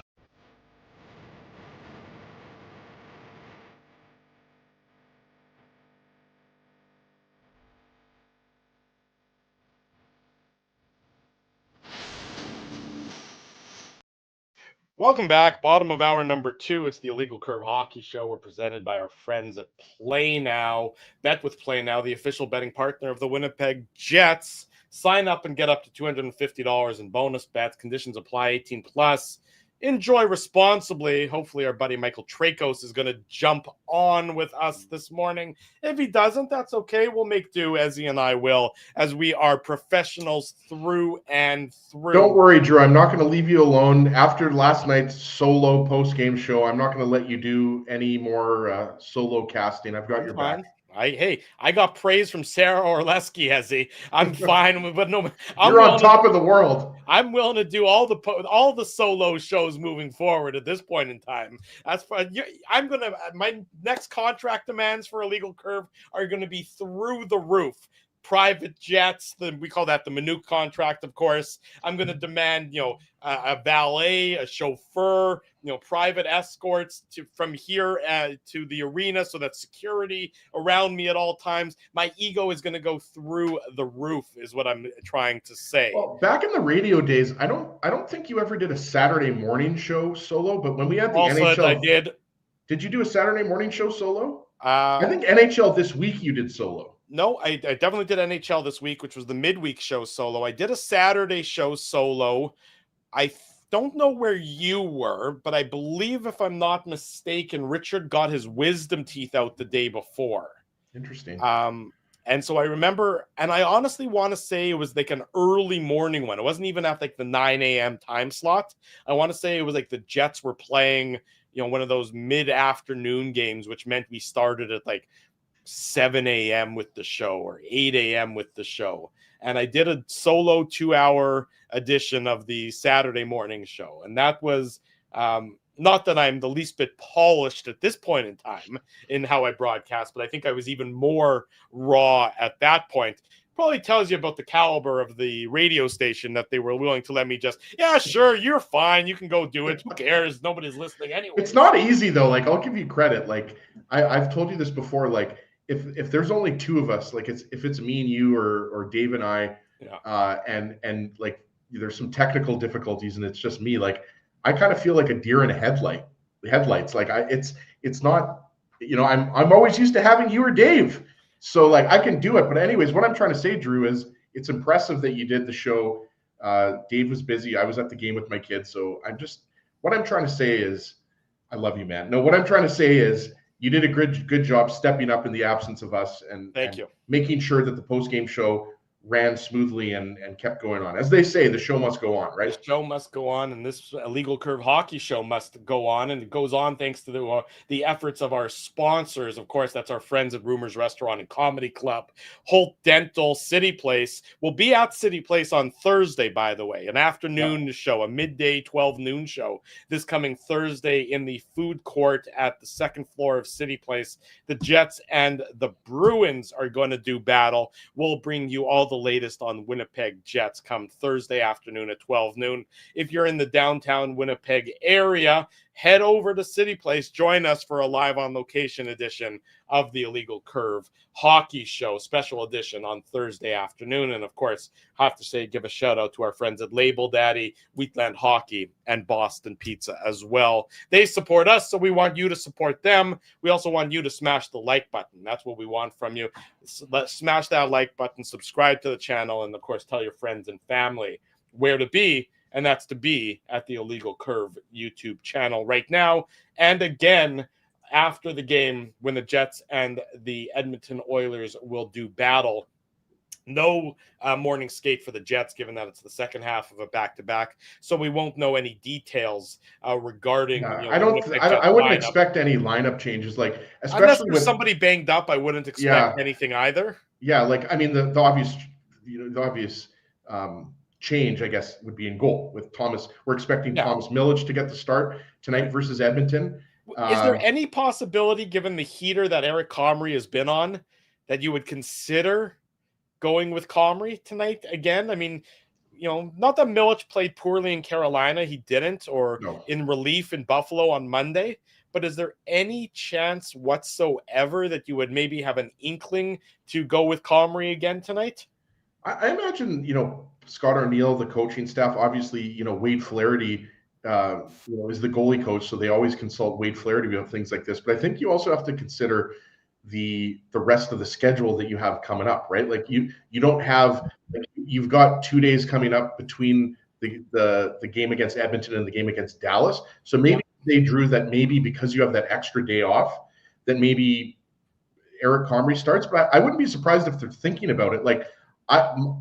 If you were asking me what my best guess was, I'd probably say Milic starts, but I also won't be surprised if Comrie starts. Would we call it like a super busy game for him yesterday? Like, I don't know how many shots. The first period was he had. I mean, I think he ended about 35 shots against. I mean, let me double check right now, but I believe it ended up 35 against. So certainly wasn't it wasn't a quiet game. It wasn't a quiet game, but he also wasn't peppered with 50 shots. So what I'm going to say to that is it's interesting, right? I would say that it's kind of 50-50 right now for me if it's going to be Milic or Comrie, because you also have to factor in that Edmonton is a really good offensive team, right? And obviously right now Comrie is your number one goalie with Hellebuck out. So I'm going to still say Milic, but I'm going to say that I won't be surprised if Comrie gets the back-to-back start.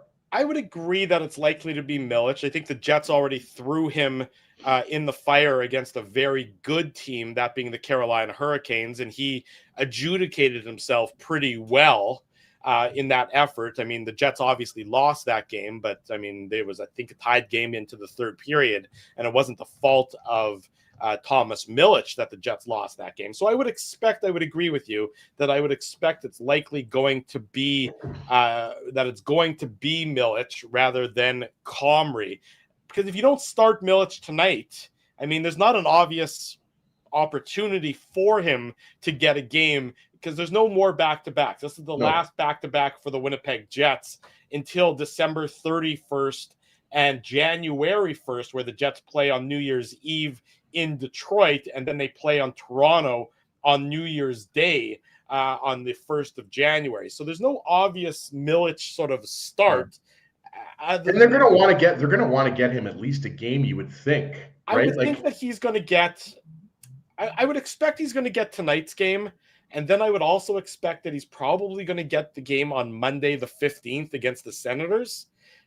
Before that's the last of this 4-game homestand before the Jets head out on the road to St. Louis, Colorado, and then Utah to wrap up the pre-Christmas. I think that makes sense because then you're talking about similar to the Comry Hellebuck timeshare.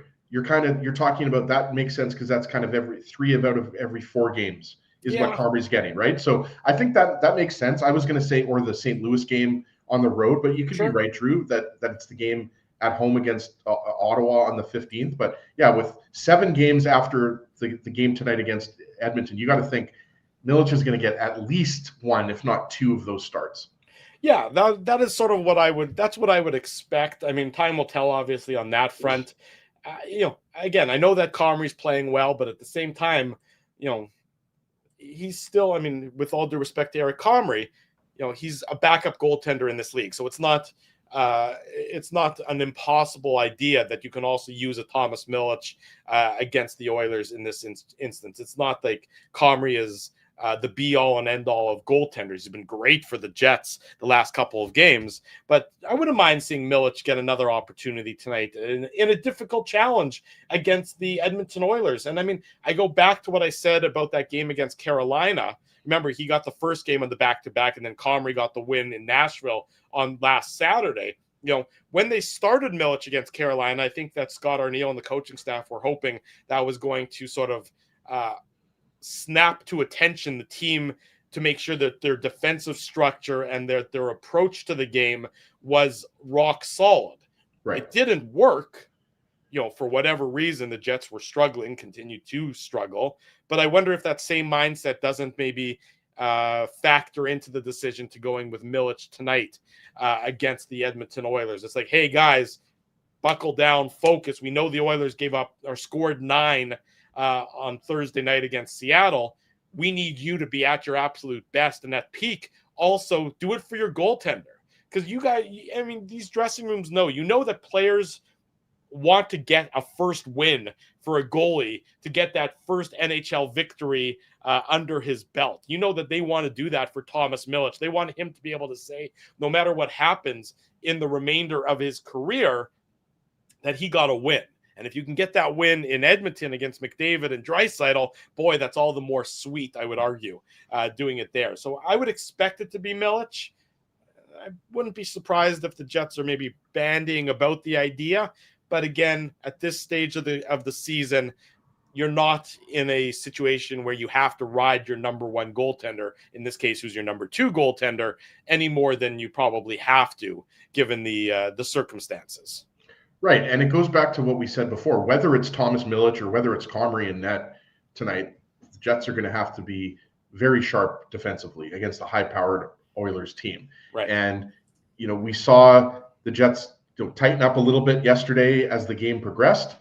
But I was still not liking, some of the zone entries that Buffalo and some of the looks that they were getting transitioning into the Jet zone with a little bit too much ease. And, you mentioned the Pionk-Sandberg pair. They're most likely going to be matched up against the McDavid line. Wouldn't be surprised if Scott Arniel deploys Morrissey and DeMello as well.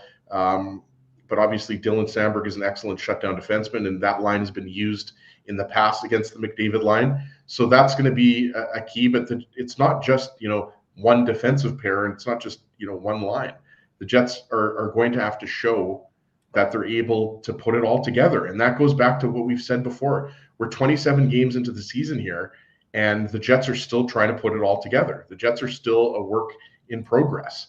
So, getting 3 of 4 points against Buffalo and Montreal, I don't think has done anything for, Jets fans' confidence. I think, fans are still waiting for the Jets to go, streaking the other way, right?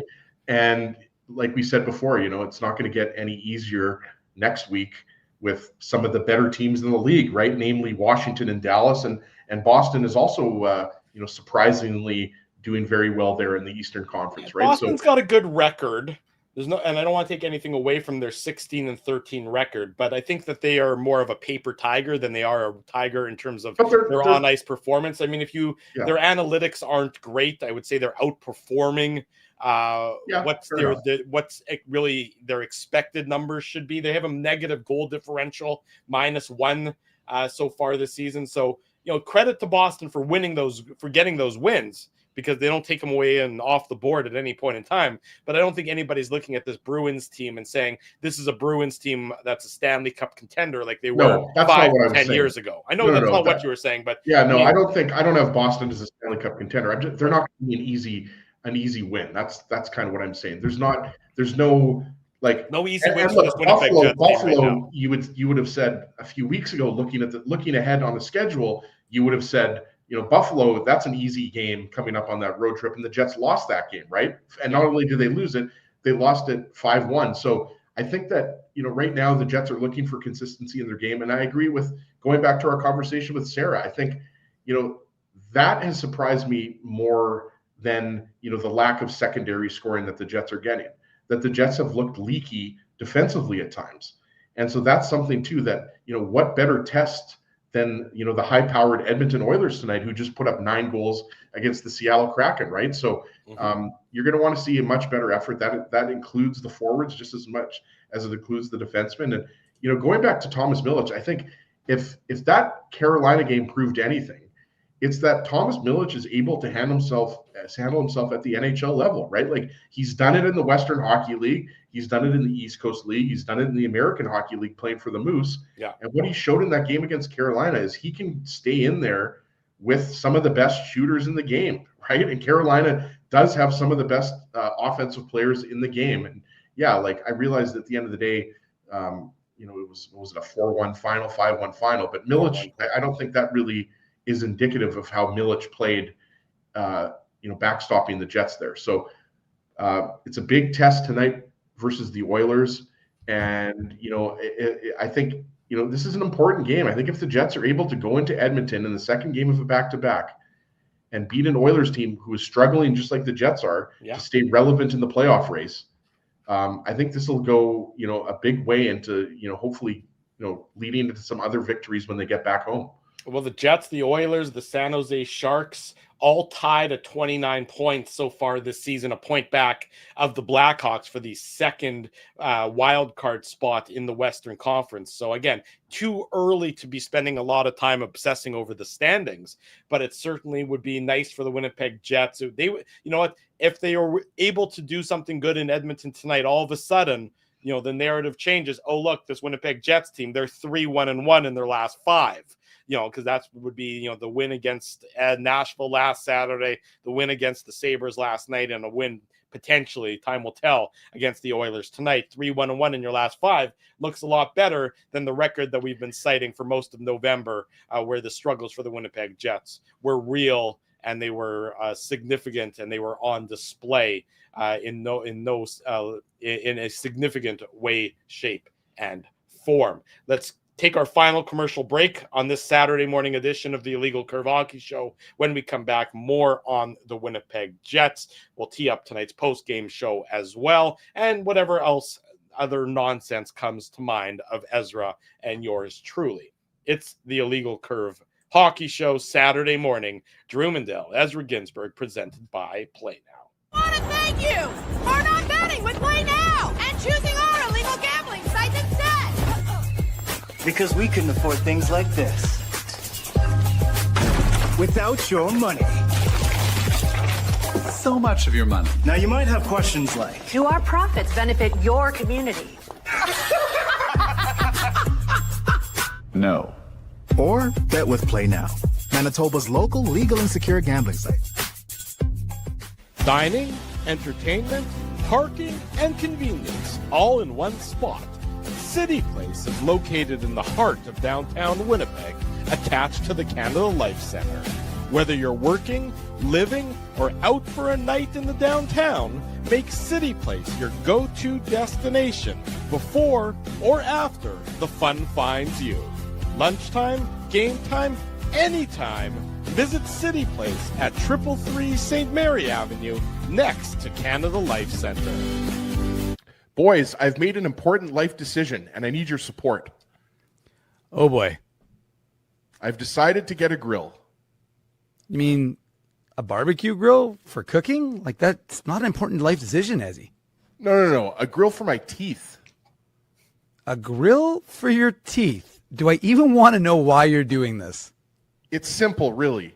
Every time I go to Holt Dental, I get treated so very well by Dr. John and his team that I need to keep finding additional reasons to go back. I rely on Holt Dental for all of my dental needs, and they do it all, from regular cleanings to cosmetic dentistry. Plus, they have free parking at their front door, and you know how much I love my convenient parking.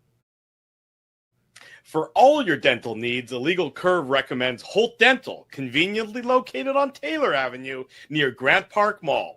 For more information, visit them online at holtdental.ca. Guys, big news. You know how I'm always misplacing my cool stuff?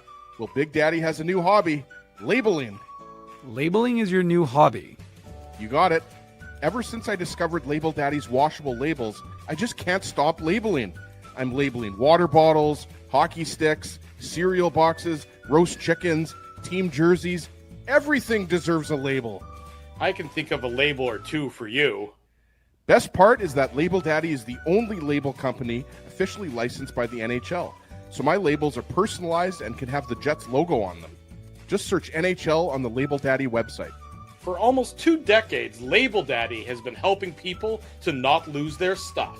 It's the most affordable insurance policy around. For customized washable peel and stick labels with no ironing or sewing required, visit labeldaddy.com and search NHL for the label pack belonging to your favorite team. For over 40 years, Rumors Restaurant and Comedy Club has been Winnipeg's home for stand-up comedy. Renowned in the comedy world as a must-play venue, Rumors has recently been named Canada's top comedy club and a top 5 comedy club in North America. From birthday parties to date nights to fundraisers, wedding socials, and everything in between, Rumors is your destination for the best live entertainment Winnipeg has to offer. For information on upcoming shows, Rumors' incredible promotions, and to purchase show tickets, visit rumorscomedyclub.com. At Boston Pizza, a fast lunch doesn't have to mean fast food. Now you can get a $15 lunch served in just 20 minutes, including your choice of a main, side, and drink. That's right, lunch for $15 at your local Boston Pizza. Alrighty, welcome back to the Illegal Curve Hockey Show. One final segment here on this Saturday morning. Drew Mandel, Ezra Ginsburg with you. We remind you that in about 13 hours' time, it's going to be the Illegal Curve post-game show. That'll be yours truly. That'll be Mr. Ginsburg talking about the Jets and the Oilers. It's going to be a late night edition of the show. We all know what happens when the late night edition takes place. Things can get a little funny. Things can get a little funky. The freaks come out at night, right? That's right. Exactly. The freaks come out at night. So join us and all your fellow freaks later tonight for the Illegal Curve post-game show. I will be running on fumes by that point in time. I was up bright and early. I've already been to the Pan Am pool and back home this morning, Ezzy. So I started my morning off bright and early. So I think I can. You were doing backflips off of the platform diving boards, right? I wasn't. My daughter was doing her swimming. She's in swimming. Competitive swimming program, whatever. So she was doing that this morning, bright and early. They moved the start time for training this morning to a bright and early 7:30 in the morning. I'm thinking to myself, well, at least it's not a cold hockey arena. There's so many of the hockey parents that listen into the show are sitting there shivering in a frozen barn at the Pan Am pool at this time of year. It's warm.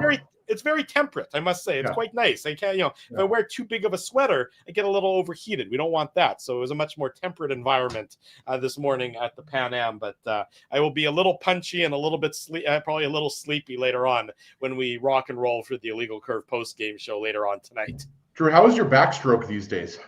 I leave the swimming to the kids.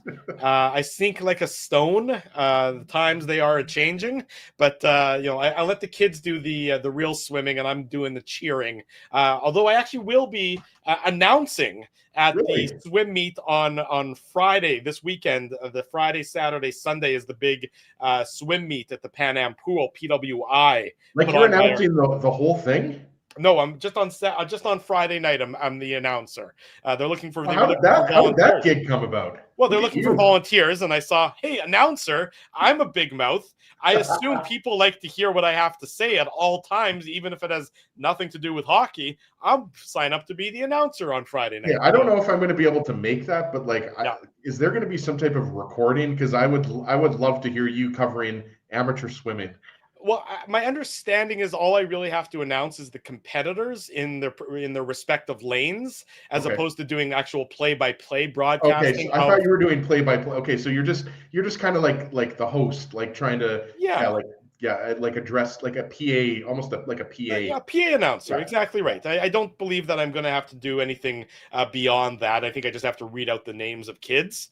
Are you going to talk to Jay Richardson to get some tips? I might have to. I see Jay usually on a weekly basis. We cross our paths, so I might have to ask him how to make sure I emphasize the right syllable on everyone's names and things of that nature. So that's just another one of the litany of weird things I have going on in my life. But that's okay. It's fun. It's something I was like, okay, there's no Jets game on Friday. I can do that. I was back in the Red River days when I was a student in the creative communications program. I had a part-time job. I don't know if you remember this, Drew. I used to write game stories. I used to cover Bison sports. So I would cover hockey. I would cover volleyball, I think a little bit of basketball. And I was telling Zach Nolan, the Legal Curve intern, because he's doing that same job for the Bisons now. Okay. And I was telling him, so I'm covering the University of Manitoba Bisons volleyball game.